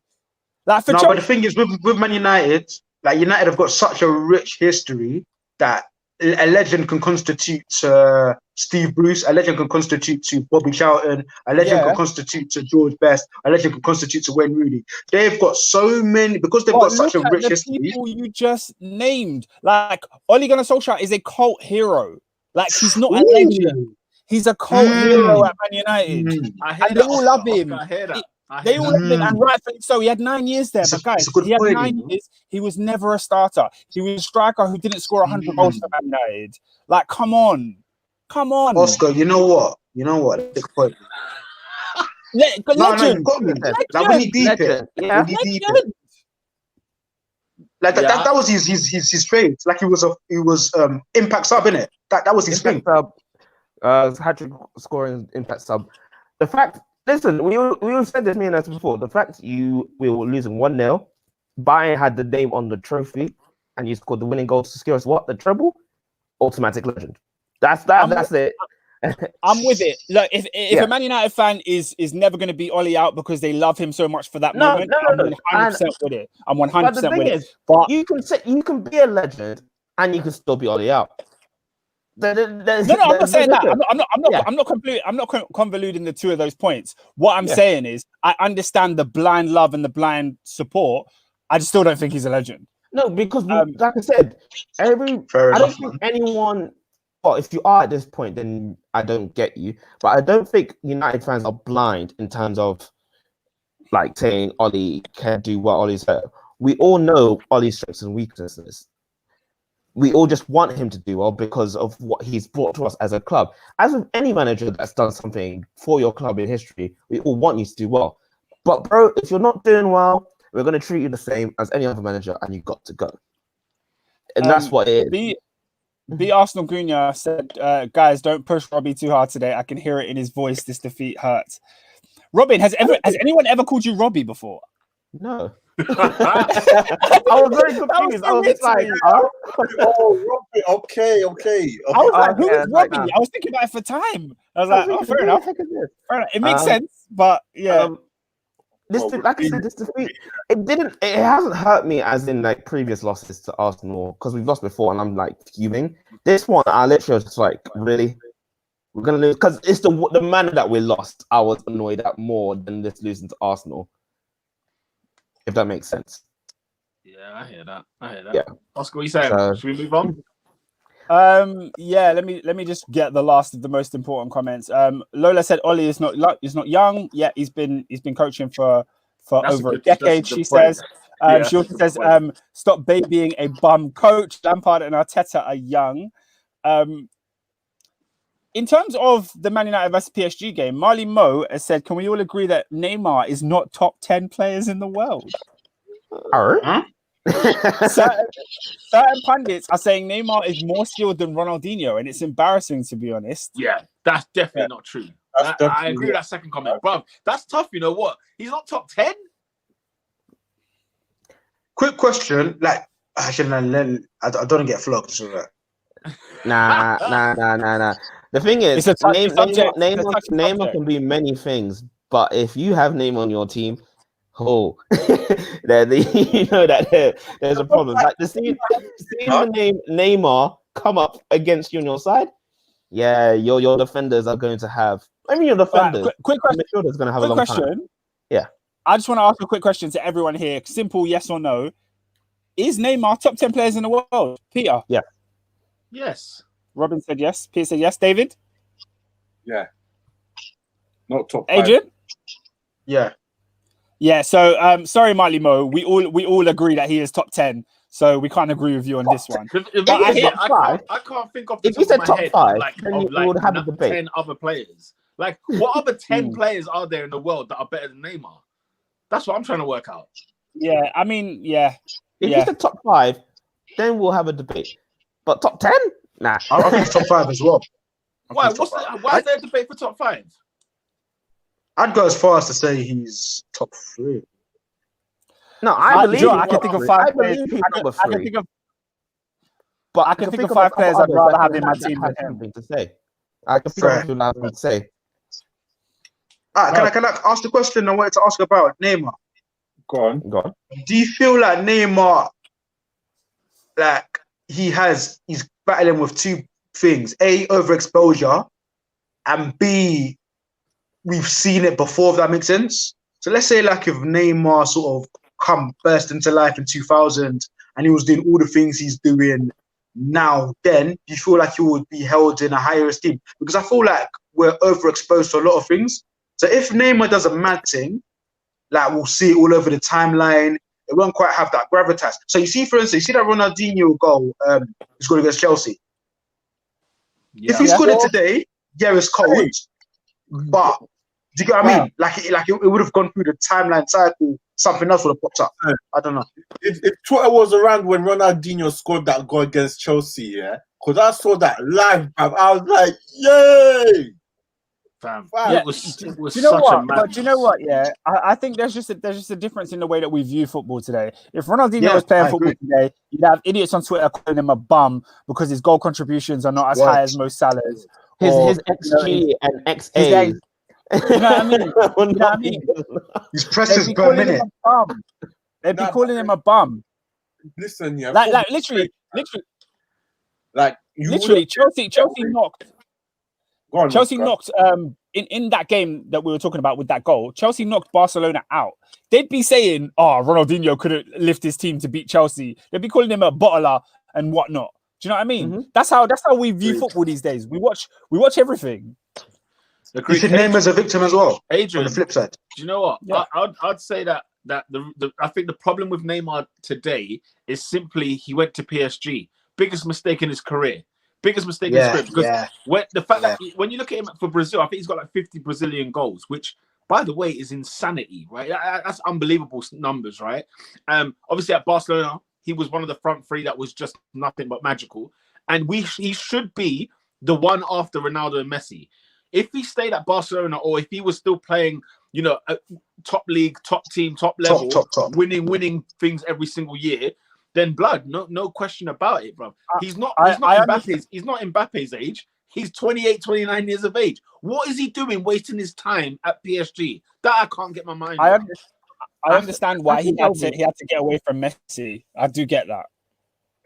I think it would have been interesting if he actually came to United, because when the bid went through, Barcelona came out and said the only other team that bidded that much was Manchester United.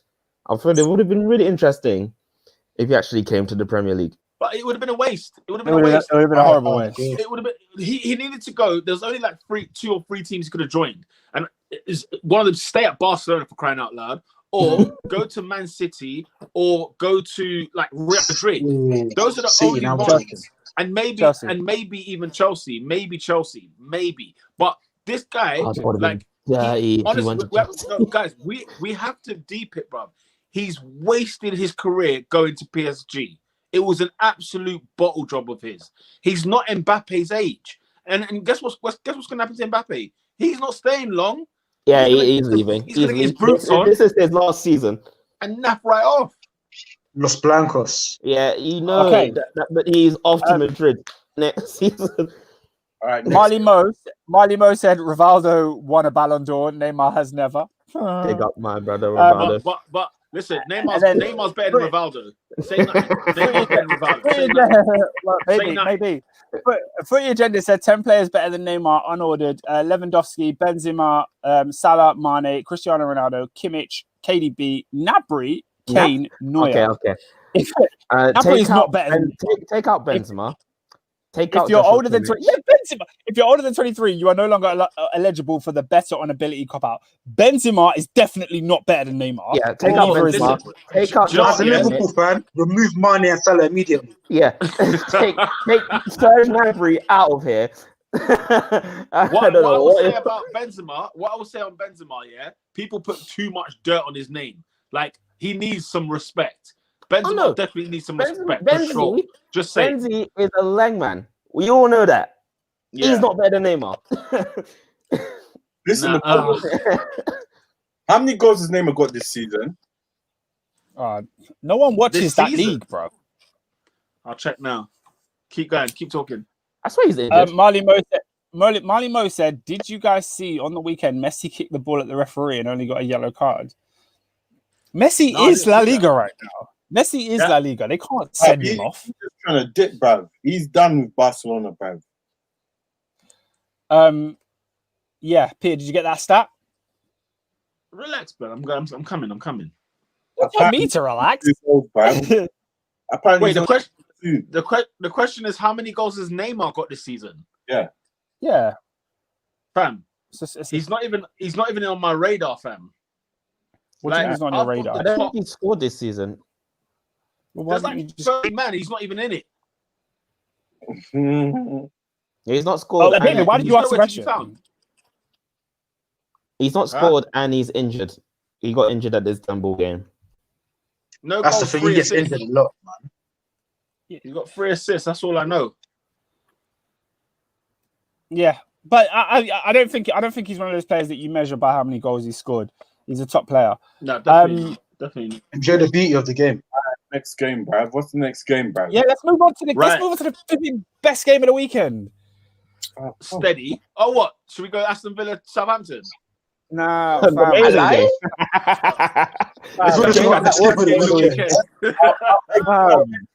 podcast if we talk about them, man. Burnley 0, Chelsea 3. Oscar Hakim Ziyech, blood with the sauce. 3 points. Let's go! You guys, beat Burnley. The season has begun. No. It was more. It was more than beating Burnley. It was so much more. It was so much more than beating Burnley. Why? That was it so much more? What?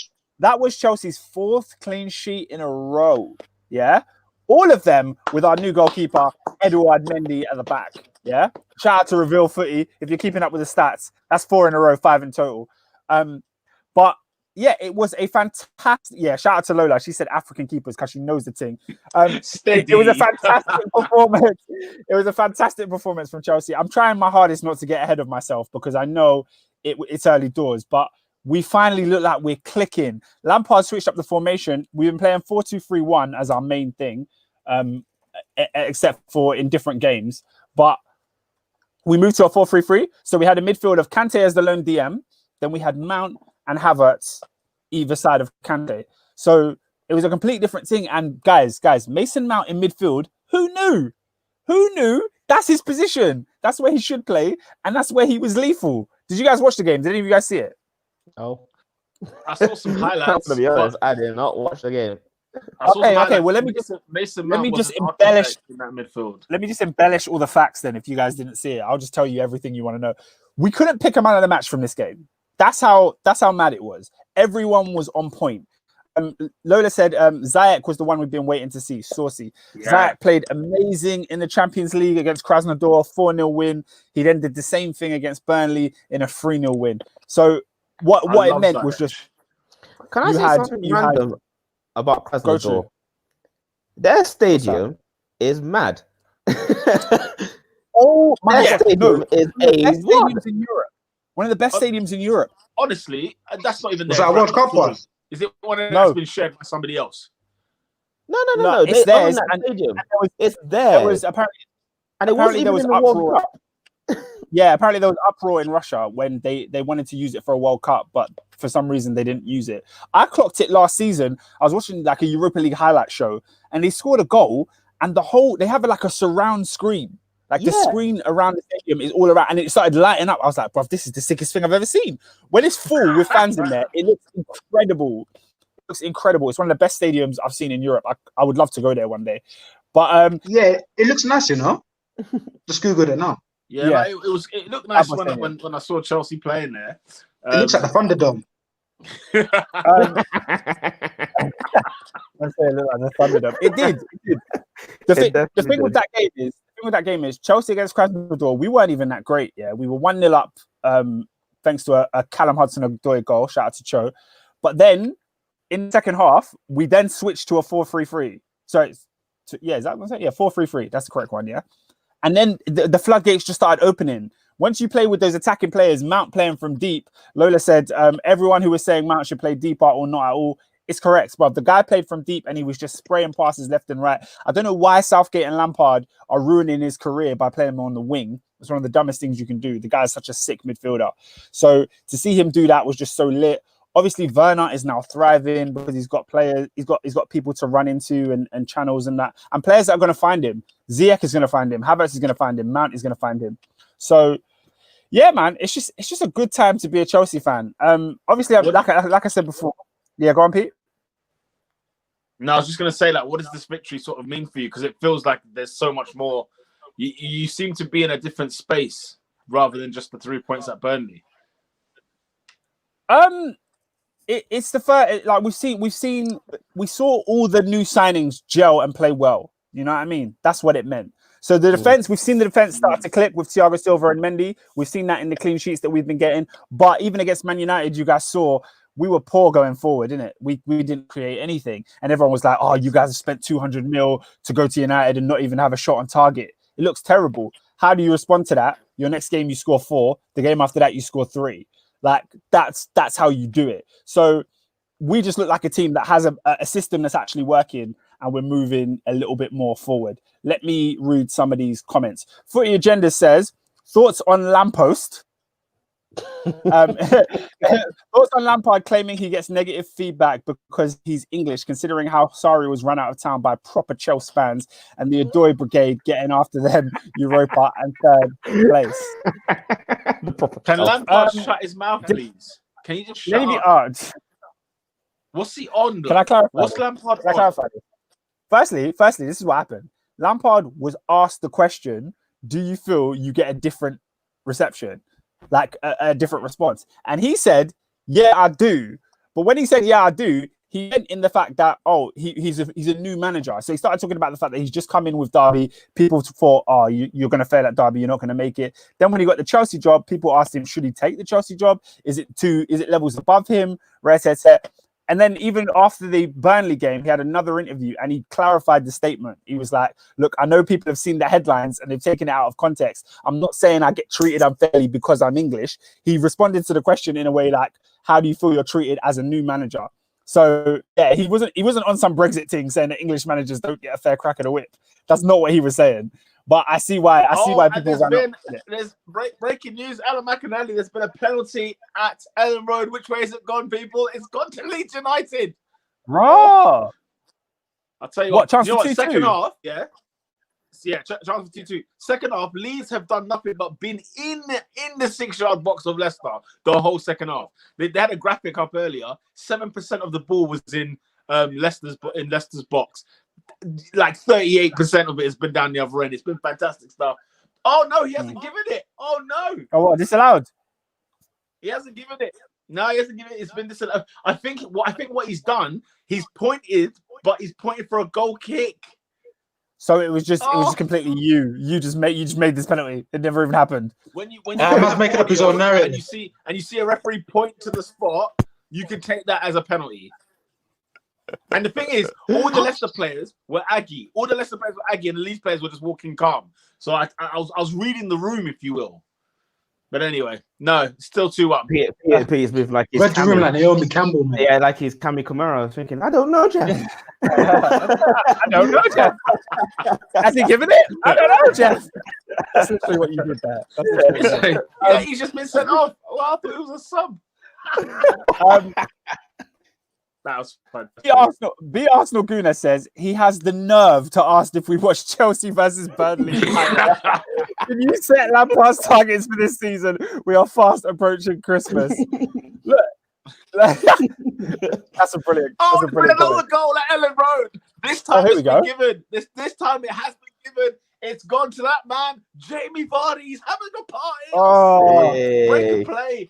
Leicester have gone down the other end. Oh, it's fantastic. So Leicester have beaten. I'll tell you what, Madison takes the ball into the cusp of his foot. He sends it to Chunkers Under, who's come off the bench, who squares it across to Jamie Vardy. It's just like he was at the Emirates. Unbelievable. Guys, silky football. Guys, is that another Chunkers Under assist? It is indeed, my friend. He's proven to be a good signing, man. He's come in and he's doing the business early doors. He's a top player. I don't get how Roma have let him go. He's a top player. I don't get it. Good player. But anyway, back onto Super Frankie Lampard's Showtime Blues. Be Arsenal Green asked, what are my targets for this season? My targets are the same as they were at the beginning of the season. We need to close the gap on Liverpool and City. I think when I look at this Chelsea team, as much as I'm waxing lyrical about how well they performed on Saturday, I see a resemblance to an Arsenal 07, 08, 09 team. You know when you guys had like Nasri, Arshavin, Kleb, all of these players that are technical ballers, and you're like, rah, you're sick. Yeah. But there's something about this team that is not rugged enough to go and win a league title. That's how I feel. Can I tell you what it is? Bottle. Right. It's the metal and the bottle. That's one thing that Arsenal team lacked. And I think with Chelsea, I don't think you've got that. You've got that. You know what I'm saying? Though, who's the rock at Chelsea? Yeah, we haven't proven to have it yet. Yeah. So I can't allow my estimations to go higher than that for now. If you're asking who has it, I get the person who captained Chelsea on Saturday was that man Thiago Silva, and he put on another flawless performance. The guy is such a great signing for us, man. He's been immense in the start of the season so far. He doesn't speak English; he speaks football. You know, they just get it. You know them ones where you're playing like late night football at goals, and you got the foreign man, and they're barking at you in their random language. You don't know what he's saying, but you know exactly what he wants you to do. You go, yeah. That communication there, boy. Yeah. Well, I don't know what you're saying, but I know what you want. Yeah, what? But the Colombians are speaking to you in Spanish. I beg his pardon.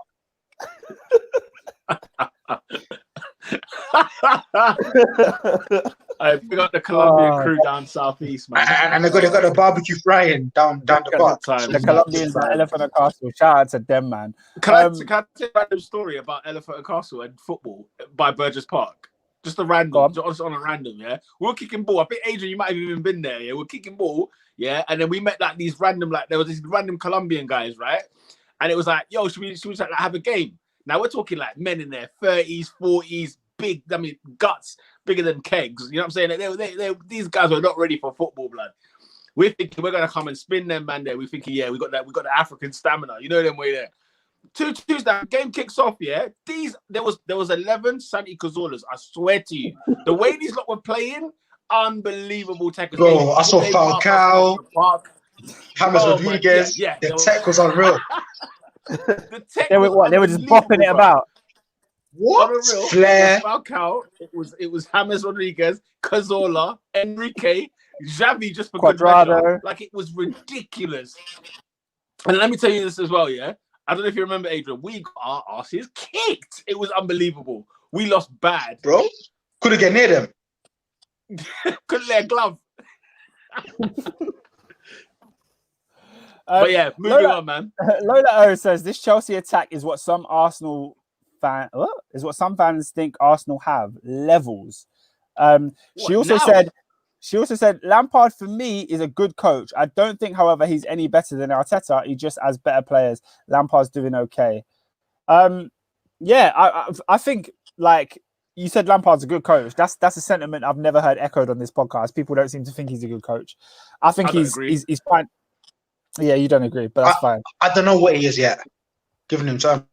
I think he's a good coach, man. I think he's gonna find what works for the team this season. The biggest shame is, like I mentioned before, we do seem to be changing formation into a 4-3-3, and in that 4-3-3, we've let go of two of the best attacking 8 midfielders that would suit that formation. We've let Barkley go out on loan. We've let Ruben Loftus-Cheek go out on loan, who didn't even start for Fulham today, who got their first win of the season, and he's on the bench. So that's a mad one for me. We're now playing with. Go on.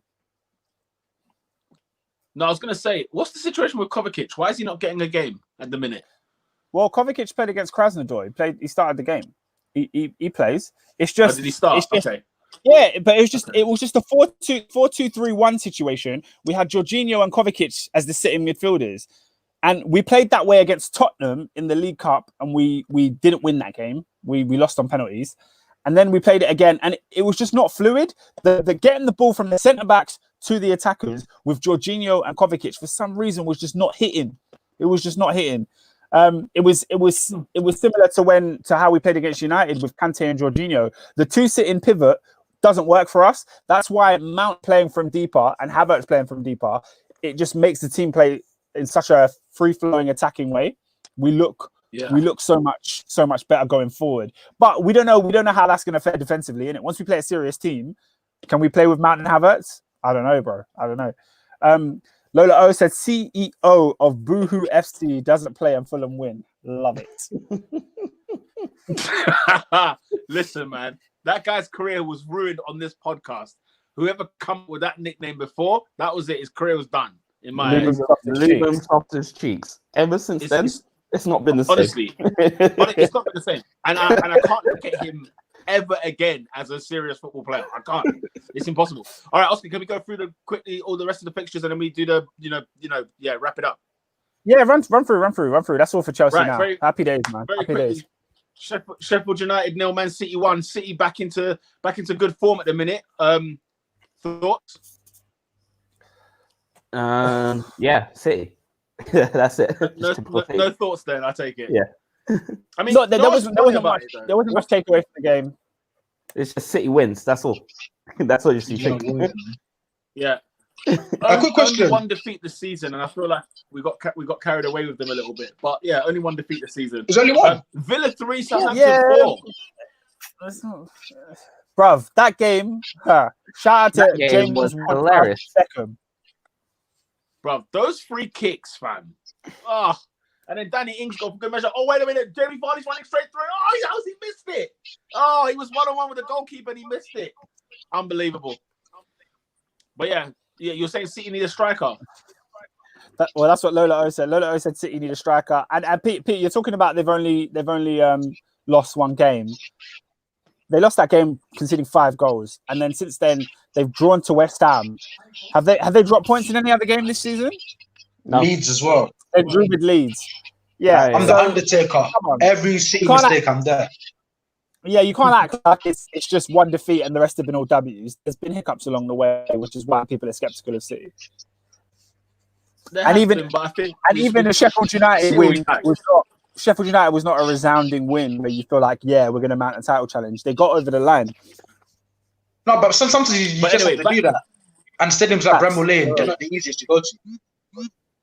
I agree. Back to Jamie Ward-Prowse Beckham.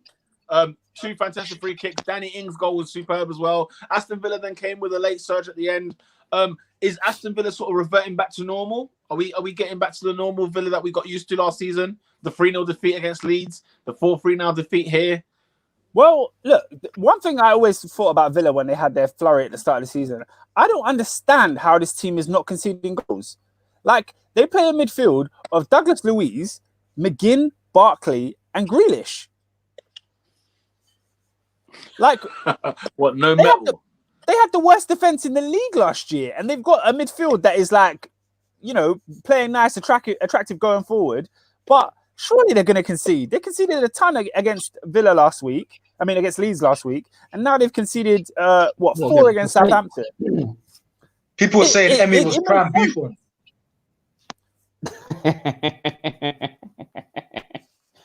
No, come on, yeah. The Emmy Martinez thing, the goals he conceded against Southampton, none of them were his fault. You can't blame him for that. No. I'm just saying, as in like the reason as to why Villa weren't conceding any goals. James Ward-Prowse turned into Juninho Pernambucano. There was nothing he could do. In fairness, he's been putting them away for years, though. In fairness to the kids, yeah. He's not even a kid anymore. He's 26. I'm so happy for him, and I'm very, very happy for him. And Ralph Hasenhüttl, anytime he wins, nothing but joy. Nothing but joy. A couple things on Southampton. Lola O said, I love Southampton. Dope manager, Ralph Hasenhuttl. It's the heavy metal football that Klopp started with, only a B-Tech version. And then also, Ings' injury is sad. Apparently, he went off screaming about his knee. Yeah. He's in a bad way. Again. But do you know what this means, guys? And what's the matter? What ACL team? I don't know what the injury was, but in terms of the detail. But do you remember he was an injury-prone player at Liverpool, and then it's like now he's sort of been ever present, and now this is just it's a shame. It's a big shame. But it's time for Big Che to step up and start bagging the goals in. Well, let's see if he can do it. No, but that's not his thing, though, is it? He's a facilitator. Like he's in the Prem anyway. He's not proven to be an out-and-out goal clapper. Who's he going to facilitate for? Obafemi? Exactly. Okay. Unless you want to play Shane Long and have two facilitators and no goals. Southampton, remember, gave Everton's first defeat of the season. How did we think they would bounce back? They then lost to Newcastle United. Are you worried about Everton? Nah. I think the Everton form coincides to what I said after the Merseyside derby, wherein they've got a fantastic starting 11, and when they play that starting 11, they're going to win an awful lot more games than they lose. Their two defeats come with Richarlison not playing, and I think when Richarlison doesn't play, they lose that intensity, they lose that drive. Like even if Richarlison is having a bad game, and by bad game I mean missing chances, he's still a threat. He's still a thorn in the defensive team side, and then obviously James Rodriguez as well. So once they get those, when they get their best players back, I think they'll win games. And obviously, the third best keeper in the world, or whatever he is, Jordan Pickford as well. He didn't play. But I mean, that was by choice. Rubbish guy, man. I know they dropped him, rightly so. Crap guy, man. Adrian, I'm worried though. They lost to Newcastle though. This team lost to Newcastle. Yeah. That worries me. What? Newcastle. I think two things. I don't think Newcastle A are that bad, and B, I just think the golfing class at Everton, the drop off really, really is steep. So, because I saw Gylfi Sigurdsson starting, like, come on. Do you see what I'm saying? I saw Iwobi starting the other week. It's like, come on, man. So I think, I think they need to go back into the market, have another good summer, and they can actually sort of build a good side. But at the moment, they've just got a few very good players. Lola said it here. There's no Richarlison. There's no James. There's also no Luca Digne as well. So, like, that's three first-team players outside. It's not like James? They were... Oscar, how could you say James? Show some respect. Oh, my bad. I just read it. I didn't even say it. My bad. James Rodriguez. I'm so sorry. I thought you were talking about Reece for a second. Yeah, no, brother. I know all the man from Elephant and Castle are going mad right now. Sorry, I'm so sorry. Right. Yeah, she said the defense has always been asked. Peter, you can attest to that because you hate Yerry Mina with a passion. I think he's not good enough. That's all. Tottenham 2-1 against Brighton. Bale off the bench. Gary Bale. Footy Agendas had a great question. He said, thoughts on Harry Kane's dirty tactics where he backs into opposition mid-air, forcing them to fall over awkwardly, and how the media don't talk about it. He did it against West Ham, and he did it a couple times against Brighton as well. Yeah, he does. He's scum, and he plays for Tottenham Hotspur. I've known about him for some time. It's true. The media don't talk about him because he's English. He's English, darling. Fam, on that same weekend, like Salah dived, didn't it? And on that same weekend, they printed an article that said Salah disgraced the late Nobby Styles. And then Kane can do what he can do unchecked. Come on, man. They said he's in this. Oh, come on. That's disgusting. That's disgusting. Kane always gets away with it. Bro, that's just inciting Islamophobia. Do you know what I think is funny? Peter said that Kane gets away with it because he's dirty Tottenham scum. Lola has also said Kane gets away with it. Did you not see Kieran Tierney do the same thing to Harry Maguire in the Man United game? And Kieran Tierney won the foul. He came down from Scotland to be number 3. Oh, what a legend. What a legend. Oh, you're a scum. Penalty, ladies and gentlemen. Penalty at Ellen Road. Can you check? Can you check this time? Is it actually a penalty? The player's got the ball on the penalty spot. It's Yuri Tillemans. Oh! What, no Vardy? No, Vardy came off. Vardy came off the 90th minute, 4 minutes of added time. Tielemans steps up. Oh, it's a lovely penalty. Top left, top mid. It is a lovely finish, guys. He so Leicester out here. Place. He just placed it, bro. Ooh. Guys, are Leicester out here? Are Leicester out here now? It's a shame they never got Champions League, you know. Are Leicester out here? Because now Madison's back. Yeah, Madison's is brought a key to them. They've won their 2 games in Europe, and now they're winning their games. Beat Arsenal last week. Beat Leeds this week. Oh, you see the thing. You see the deep thing about Leicester, and we may never see it this season. But a fully fit Leicester squad is a problem. It is. Problem. The thing I'm worried about, though, and I can't ignore, is losing at home twice, 3-0 to West Ham and 1-0 to Aston Villa. That's worrying. Inexcusable. But then, Pete, but then would you attribute that to the facts that, I don't know, just posing a question, you know, no Ndidi, I don't know, no Soyuncu, no Ricardo Pereira. Vardy didn't play against West Ham. Vardy's been iffy. Castagni's had a knock the last couple of games. I mean, did you maybe think that, you know, they're perhaps unfortunate with injuries? Do you know what? You've made a strong point there. And I think as well, Brendan, I think, is that kind of learning with the side, having midweek games now, because they're thick and fast, these European games. And we've had, you know, he's going to have another one again this midweek. Maybe he's feeling out the side. I'm like, we're off to Istanbul, I believe. And then off to Merseyside straight after. It's like, this is long.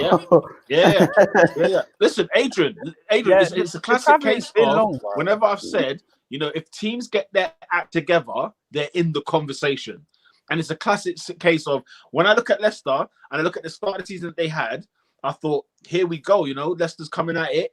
And then the West Ham one, I thought, right, was shocking.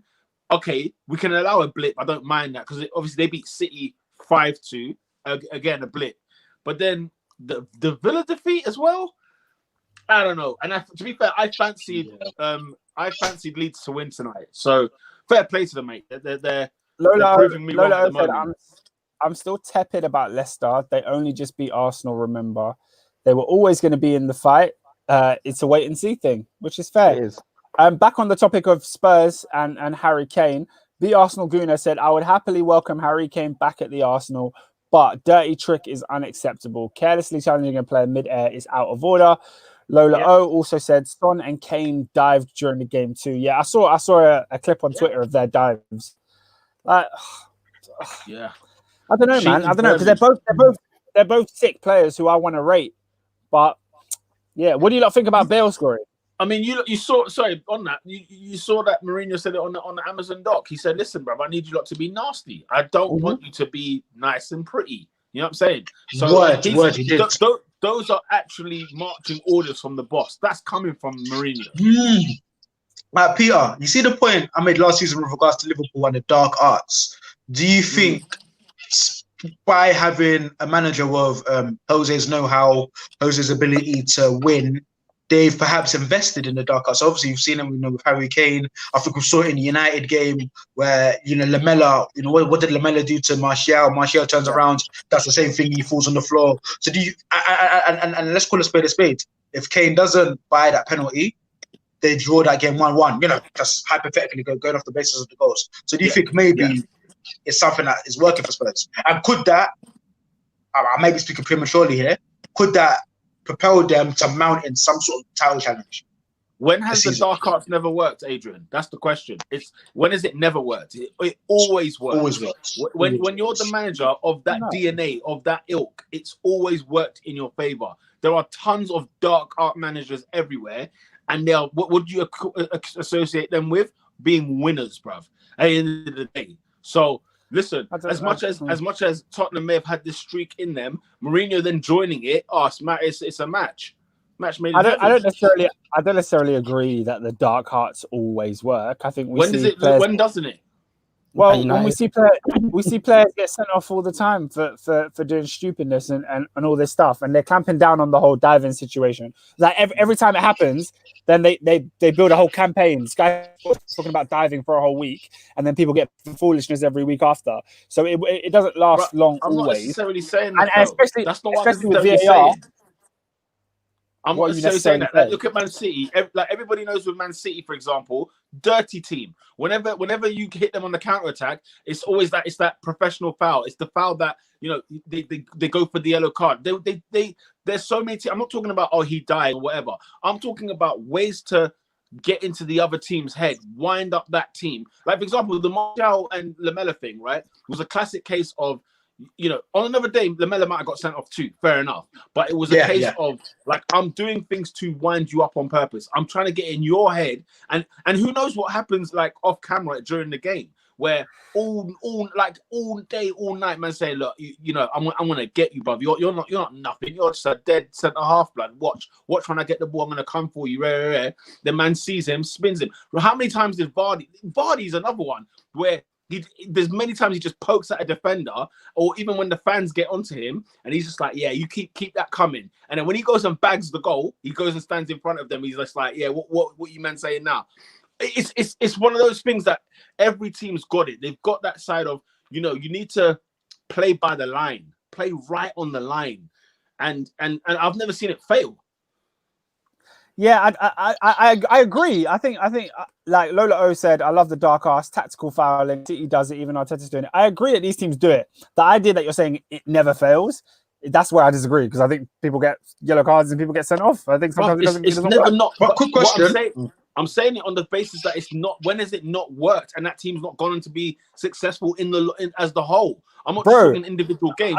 I'm talking. These guys are Premier League champions, Champions League champions. But there's teams that employ dark arts and don't win the league. So to say when does it not work? It's a bit. Chelsea teams. City didn't win the league last year, but we're talking about Chelsea. Their tactical. Manchester United. Always been on that. Chelsea teams have always been on that, bro. Diego Costa won 2 league titles. I was gonna say when Mourinho was at his darkest, my man won the league title with frigging Diego Costa, who was nothing but the scum of the earth. But you're talking about the examples of teams winning the league with dark arts. Of course, Oscar, there's that. But you're saying it never fails. What I'm saying is all the winners have got that dark streak in them. All of them that have won the league have got that. Do you get what I'm saying? Let's not act like I'm not saying, if 5 teams have dark arts, only one can win the league, bruv. Obviously. Do you know what I'm saying? Yeah, that makes sense. But all the ones that win it have the dark arts. For goodness sake. There's a streak, and Spurs haven't won a trophy since 2008. Lola O said, Kane injures someone, then they'll know. It's similar to the Leno injury. I don't understand that. What does that mean? Morpie. Yeah, but what happened with Morpie? It was dark. Leno's injury, man. No, I'm asking. Yeah, but like, what? I don't understand. When Kane injures someone, then they'll know. So are you saying that when the whole Kane conversation is Kane like backing into the defenders, right, making them fall awkward in the air? Morpie did exactly that to Leno, and I was the one saying like, look, we need to review that situation. Although it wasn't a foul by him necessarily, but we need to take a look at that because more and more often people are doing that a lot. Okay. Anyway, Footy Agenda said, is Graham Potter the best English manager? Taking into consideration he has quality players, Morpie, Basuma, Trossard, Lewis Dunk, Lallana, and Lamptey. Graham Potter. You see, the thing with Potter is he's got and I was making a point earlier, he's got a defined style of play wherein he can bring anyone from the virtual wilderness. And Brighton have a deep squad, by the way, and they can play the system. Like, I remember there's one game I was watching, it was Brighton versus Newcastle, and Steven Alzat, guy from Leighton Orient, makes his debut. He fit like a glove. Why? Because there's a clear instruction, there's a clear mandate, and he knows exactly what he's meant to be doing, when he's meant to be doing it. And I think that's the hallmark of a good coach, where he's got a side to notoriously under Chris Hughton, weren't playing a good brand of football. That's why they got rid of him. And seamlessly, in the space of a few months, got them playing better football. Now they've got a defined style where you have to argue and say, well, has Lampard got that same style? Has Lampard got that same identity at this point? I don't know. One thing I don't like about the difference between him and a Lampard is that Lampard has to win. One thing I don't like about Brighton is that we continually applaud them off the field when they've lost the game. So Like, yes, he's a great manager, and they have a great way of playing, and I enjoy watching Brighton all the time. But yesterday they played great, and they lost the game 2-1. That's a typical Brighton thing. So I definitely think that he's played sick at United and lost. I think Graham Potter's on the rise. It's fair to say, but even if you want to I don't want to put Lampard in this conversation because I think it's a bit unfair. He's at Chelsea, and when you look at the majority of the English managers in the Premier League, I'm sorry, but Steve Bruce, Roy Hodgson, let's put some respect. You know what I'm saying? But Graham Potter is on the rise. I'll give it that. But he's not the best English manager, no. Definitely on the rise. What's that? Endo says Leeds, Everton, Spurs, and Wolves are the most overrated teams in the league. That's an interesting comment. That's debatable. Yeah, that's a lot of teams. That's a lot of teams. Yeah. Well, we don't have the time for that. I don't think Spurs are. I think Spurs actually are a serious team this season. The rest I can see finishing mid-table, like 8th, 9th, 10th. I don't know. B Arsenal Guna said. What? They can bring their nastiness to the Emirates. Gabby, Partey, and will crap on Kane.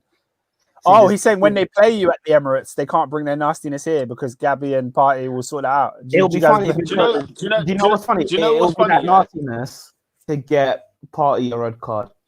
Do you know what though? Do you know? So Gabby's come back to the training ground, and do you know what I had to do? I was emptying his pockets, and I found Marcus Rashford in there. So it's absolutely fine. I don't mind that at all. Let bring Kane over here. Let bring Son over here. Okay. And just sit in that pocket. All right. One thing I want to clarify from that: is Gabby? Is that what we're doing? Are we calling him Gabby from now on? Is that? I've seen you Arsenal guys love your nicknames, and that's come up a couple times now. Nah, it sounds too cute. Yeah. Yeah, Gabby's not strong enough for me, bruv. Yeah. Like Gabriel's not the most aggressive name either, but it's a bit better than Lola told Peter to chill. As per every week, Peter gets told to chill. Peter gets that every week, you know? Chill, it's because he wilds out. I'm so confused. What did I say wrong? No, it's because he's happy, and then when something goes wrong, it all becomes crashing down, and he starts wilding out at everyone. It's saying it's a routine. Really? It is a routine. Hang on, Robin. Facts. It's a bit of a routine. Not gonna lie. Still. You know what, Robin? Okay, Robin. I've got you for WrestleMania. Don't worry. I'm gonna play the long game with you because I've watched you now, and now you've called me out basically. Yeah. Don't worry. I've got you, blood. WrestleMania, bruv. Yeah, Hell in a Cell, bro. You watch. When we get there, you fully know that WrestleMania is cancelled. I'll have the dossier for you. WrestleMania is cancelled. WrestleMania is cancelled. Wait, dating. Right. Peter, Lola O said Gabriel. His name is Gabriel. Gabby is for Martinelli. She also said in our conversation around Graham Potter, as a coach specifically, it's slim options for English managers, but by default, it's a yes, he is the best. I think he's a better coach than Lampard. Interesting. But Oscar made a sick point though. Because like Lampard hasn't got the time. Like Lampard, we need results now. Whereas, we're all giving Graham Potter plaudits, but he lost yesterday. Whereas if the boots on the other foot, if Lampard does that, bro, you lost. Do you see what I'm saying? So yeah, I remember Chelsea playing a nice brand of football and getting beaten 4-0 at Old Trafford. Like it didn't really mean much, did it? Footy Agendas has said thoughts on Troy Cajones Dini writing a column for The Sun. Get that money. He's on TalkSport as well, Guppy and Neil Clusters. I don't know if anyone saw that, bro. Get your piece, fam. He's an inspiration, but this guy come out of jail and he's out here making grands a week now, bro. Comfortable. It's a lot of things. Like, personally, yeah, go for it. No, I was waiting on you. Go.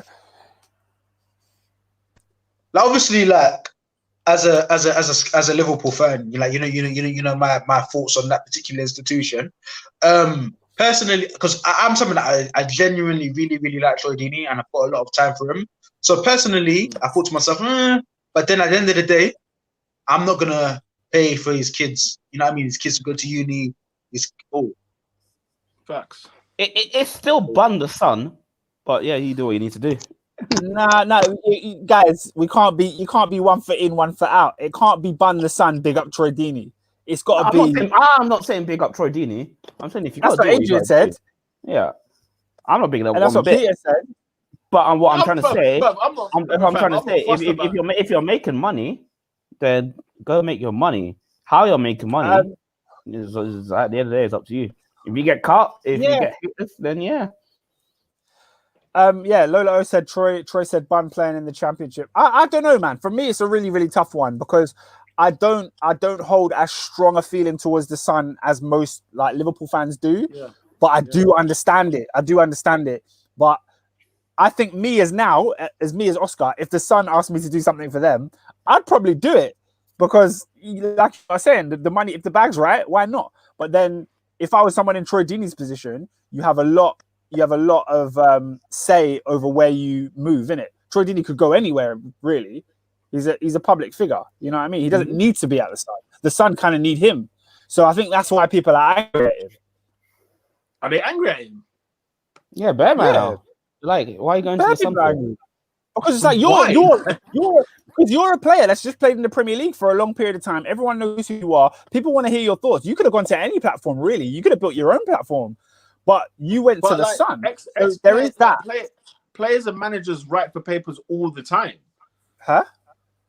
Like players and managers write for papers all the time. Yeah, but the Sun specifically though is the one that's a trigger for people. I mean, look, I get it. Like if you're a Liverpool fan, I get why you're upset about it. But then, like, I'm not going to be upset for it. Not just a Liverpool fan. Both Manchester clubs hate the Sun too. Sure, but he's not from Manchester. Yeah. He's not from Liverpool. He played his football. He's from Birmingham, and he played his football down at Watford. It does not. I have no issue with that whatsoever. Like it, and it shouldn't concern him too tough. Really. No, it shouldn't concern him. Yeah, that's I'm just like. Adrian said Kevin Maguire cut man off. You see it, bro. He was going on like he was cut off, but he was still on because he was like, because he stopped talking and then he just left. I thought, right, cool. I think maybe his screen went off. I'm wrapping up now. Yeah, Player of the week. Yeah. I'm going to say Mr. Beckham for the 2 wonderful free kicks. Oh yeah. I didn't even think of him in my head. But those were 2 superb free kicks, man. I see your James Ward-Prowse, but I raised you Thomas Partey, man. I'm sorry, he was unbelievable, man. I'm going Thomas Partey. David, Player of the week. Player of the week. Sorry, I was playing Among Us. Sorry. You're playing Among Us now. Wrong. Yeah, imagine. We're live.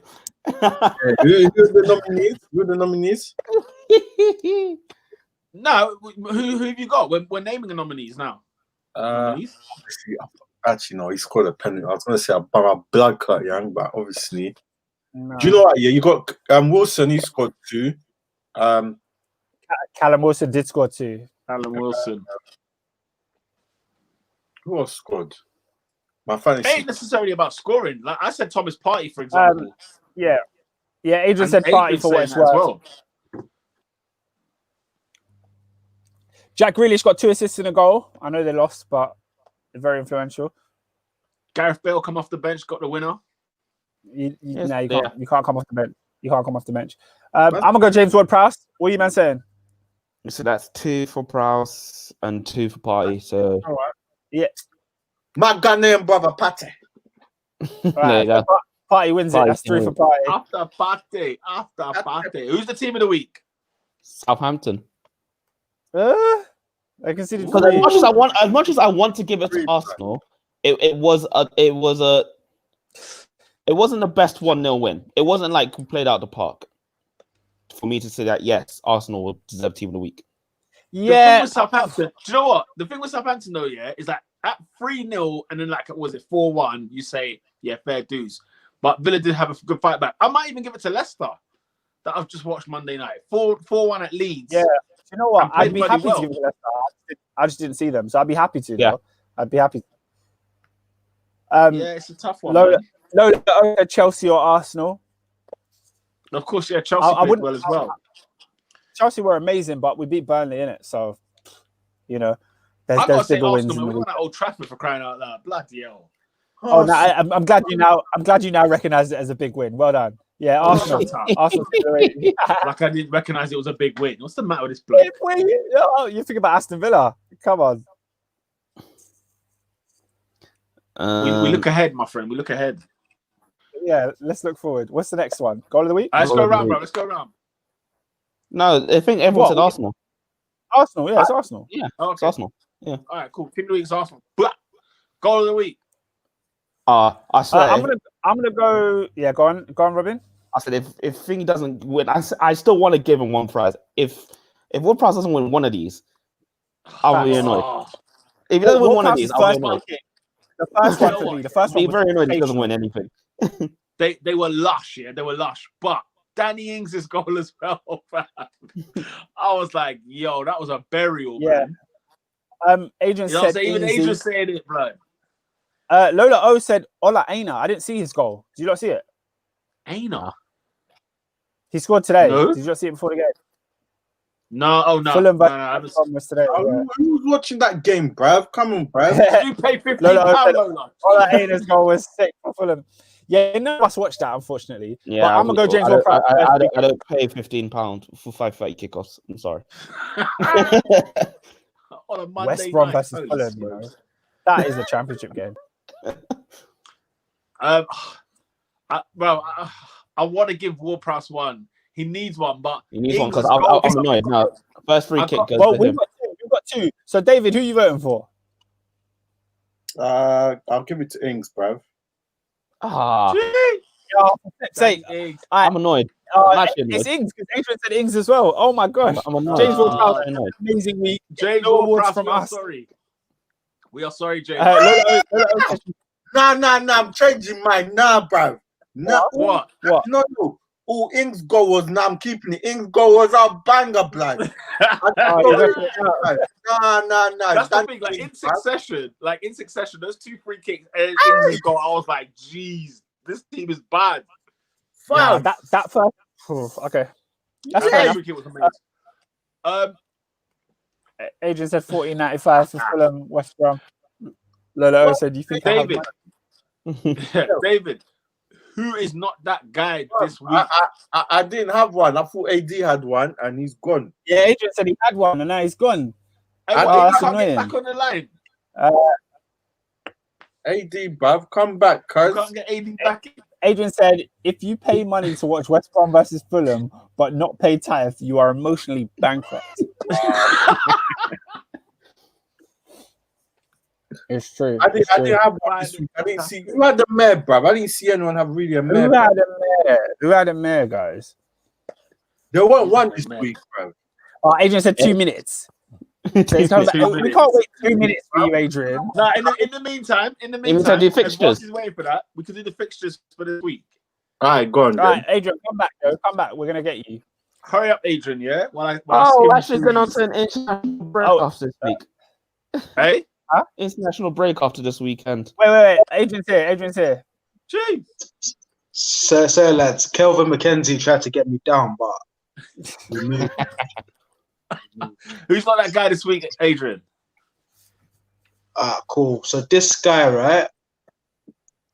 He was born on the 1st of June, 1990. He's young. In Hamilton, Bermuda. And he started his career at the mighty Dandy Town Hornets. He then made his foray into English football at Carlisle United, and then he came to great notoriety when he joined Bradford City, and he was part of that memorable run where Bradford City made it to at the time what was known as the Carling Cup final, where Bradford ultimately lost to I think it was Swansea 5-0. Swansea, yeah. He then had a spell at Huddersfield Town, and I think Huddersfield at the time they had like quite a mighty strike partnership. It was Jordan Rhodes and Lee Novak, and then this guy he did his thing. He scored 44 goals in 143 games. we won a couple of promotions. He was all right. He then moved to Burnley in 2017, his first taste of Premier League football. It didn't necessarily work out too well. He was there for 3 years. He only played 9 games. Had a couple of loan spells at Queen's Park Rangers. In 2020, he joined Bristol City. And he plays as a striker. Now, I don't know if you guys pay attention to the Championship, but Bristol City were 3-1 down to Nottingham Forest, I believe it was. And this individual had the opportunity to, bring his team back into the game. Penalty. So any of you guys, you know what you do, right? You smash the ball to the back of the net, you pick up the ball, you run to the semicircle. This individual had the audacity to attempt a Panenka kick. He attempted the Panenka. Not only did he miss, it was off target. And guess what? And do you know who he tried to Panenka as well? Tim Krul is a goalkeeping penalty specialist. Like literally, Louis Van Gaal brought this guy on in a World Cup to save penalties, and he had the audacity to do it at a time like that. The worst thing is, even if he had scored, I would have looked at him funny. And I hope he got fisted up in the changing room. I hope this guy got punched up in the changing rooms for what he did. It was an atrocity. It was a crime. And Naki, Michael Wells, you're not that guy, bruv. Sort it out. Sort it out, man. Sort it out. Put your goodness, AD, what a fantastic pick. Panenka when you're 3-1 down. I forgot. Bro, he's smoking. He's smoking the stuff. I forgot. He's smoking the stuff. Bro, do you know the timeline? Do you know how bad that penalty was? Did you man see how bad the penalty was? It was terrible. It wasn't even a good attempt. No tech. Yeah, it wasn't even good. There is Champions League football, Europa League football this week. We got Malta, bro. And then we head to the Premier League where there's a international break. Manchester United are away in Başakşehir. United win that, bro. Who they play? Istanbul Başakşehir, their first time in the Champions League. United, bro. Full house, bro. I'm getting Başakşehir, fam. Yo, waste, man, bro. It's an away thing, but I can't bet against the Turks. Have Başakşehir got a point in the Champions League so far? No. You have to beat them. There's no excuse. There is no excuse. And the funny thing is, we'll beat them, and then we'll go to Everton and we'll lose. I don't know, man. If everyone's fit, if everyone is back at Everton, I'm going Everton win. For still, I'm not going to. They're not back, though. They're not back. There's not a game I wish two teams could lose more. Really? Yeah. But they're not that's back. The one that you hate, yeah? I think United beat Everton. Luka Dean is not back. I don't know about Richarlison. Is he back? Was he a 3 game? He's got one more game. Yeah, he's not there. Then we don't know about James. I think United should win that game as well. I think James is on them juices because I thought he was injured for time. 2-2s now. He's starting games. I like that's on that creatine, bro. I swear down. Lolo said either an easy United win or a fairy tale win for the other team because you can't spell it. It's just going to Turkey. You know, like going to Turkey in Europe is long. The only difference is there's no fans. Like if there's fans. Yeah, for real. Do they not have any fans? Do they not have any fans? No fans. 0. You got no fans?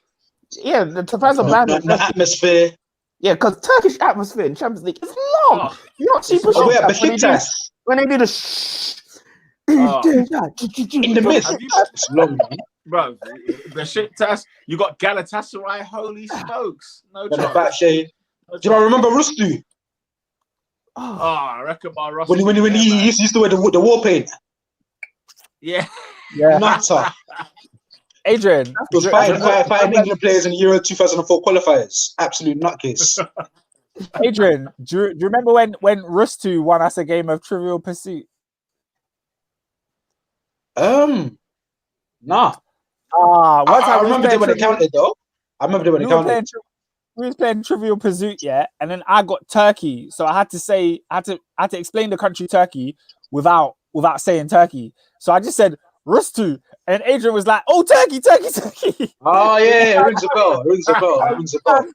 bell. I'm clutch, man. All right, I come through when I'm needed. Yeah, I know. That's the only difference. That there's no fans. So that should be a lot easier. Yeah, if the Turkish fans are there, it's long. It's a myth. All right, Real Madrid versus Inter Milan. Oh, that's the big game. Big game. Someone asked us about that earlier, and I aired the comment. I just clocked that group is a bit mad. Madrid, Milan. You just clocked? Yeah, that's the best group in the. That's the best group in the Champions League. No, I've watched all their games. Everyone was like, "Oh, Group H, Group of death." 2-2s now. United are top somehow. But yeah, but it's still Group of death because you could easily lose the next 2 games. As in, not Baz extra here or whatever, but you could lose to PSG and you could lose to RB Leipzig. If we win our next 2 games against Istanbul, we're through. Mathematically? Yeah. Oh, forget it then. You're done. Yeah, you're done. But Real Madrid versus Inter Milan tomorrow. Big game. But both teams are not serious, bro. I can't call it. I'm going Inter. I'm going Inter. Have you watched Inter lately? Yeah, they've been horrid. I watched them again. AC Milan have been running Syria for somehow, but yeah, somehow with the 40-year-old Zlatan. You can say that. Please, did you not think Hello on Thursday was doing a madness? Yeah, on a real. I don't know, bro, because Madrid lost to Shakhtar, right? And they drew with Gladbach. Both of those games they were behind. Both of those games they were behind by stupid numbers. And yeah, Gladbach, it was the last minute they equalized to make it 2-2. Gladbach were 2-0 up. So yeah, I think Inter give them the business, bruv. I just don't trust Conte and this Inter side this season. They're just a busted flush. All right, draw. I think Real Madrid will win it because Inter are not serious. Hazard will be playing, so they might win it. Do you see Hazard's worldie on the weekend? His first ever goal for Real Madrid has finally come. I can't believe that. I genuinely can't. We're sitting here, November 2020. He's got his first 2 goals. Flipping hell, man. Anyway, the said, "Yeah, Conte needs to wake up." Trust. I think they win tomorrow. I think Atalanta Liverpool. It's a tasty one. Game. Good game. Zapata, my guy. I see we're getting 2. Jeez. Who's Atalanta's striker? Yeah. Zapata. The Black Don. Zapata. He's whack, man. He's whack, bro. He's a new player, Victor Barbo. I don't think you guys are. He scored 2 goals last week, yeah, but I don't fancy him, man. He looks like a Rebor Batshuayi. A what? A Rebor Batshuayi. How many goals is Batshuayi? He scored his third goal of the season, by the way. Wait, how many? Let's go on. Bring it up. What's the next game? Is the best still active? In the last 3 years, how many goals has Batshuayi got in total? I don't know. 3 years of football. I don't know. Right then. I don't know. About he's a Rebor. How you calling him a Rebor Batshuayi, bro? He is. What's the matter? Man scored in Champions League. Atalanta's new stadium, by the way, it's looking kind of nice. Yeah. Just want to say, Atalanta's new stadium. I like it, man. We got the Bergamo crew. You get me? Yeah. Who did Atalanta go out to in the Champions League last year? Was it PSG? Yeah. Yeah. He missed sitters in that game. And I was thinking they've gone out because their striker couldn't bag a goal. But anyway, I mean, they did well to get to that round. In fairness, he's a problem though. Physically, he's good, man. He's good. I feel like Nat, and looking at his numbers, the numbers are quite good as well. Nat Phillips has an easy night tomorrow, guaranteed, guys. Yeah, all right, mate. Chelsea against Rennes, we can all agree. I think Chelsea will get a win at home. Yeah, Chelsea win at home, and then Leipzig PSG. Interesting. The last real that's a crazy one. That is a crazy one. Who knows, man? Who knows? Who's at home? Repeat of the semi-final. Leipzig is at home. Oh, I think it's a draw still. There's no Neymar though. So Moise Keane has to do his thing, which he's been doing recently. Yeah, he's been having true, a decent stuff. Yeah. True. That's true, bruv. All right. Europa League. Who are Arsenal playing? Mulder? Yep. Ole Gunnar Solskjaer's going to do it again. If you lose to Mulder, it'll be hilarious. If you lose to Mulder, that's I can't lie. That is banter. That'll break my heart. I don't think there's any saucy game in particular to look forward to. Benfica Rangers. You could argue is a pretty bit of a decent game. Sociedad AZ Alkmaar. You know what I'm saying? You got a bit of that. In Europa League, I just watched the Leicester game still. I don't really care about anything else. Leicester got Braga. Cool. Mate. And AC Milan against Lille. Don't care, mate. But yeah, mate, that wraps up this week's Top 4 podcast, people. Make sure to share, like, and subscribe on the Twitter, on the YouTube, on the SoundCloud. Where else are we? I'm missing one. iTunes? Spotify. We're everywhere except Instagram. Everywhere you can get podcasts. Everywhere except Instagram. We're not on Facebook. But the video, you can get it. The videos are live on YouTube. Live videos on YouTube. Make sure you hit the like button on that as well. Hit that share button. 100%. Oscar, any comments before we leave, or are we wrapping? Right. I think we're done, mate. I think we're done. We'll be back next week before the international break. Yeah, we'll be back one more week next Monday, 8 o'clock. Make sure to tell a friend, and we'll catch you then. Peace. Peace.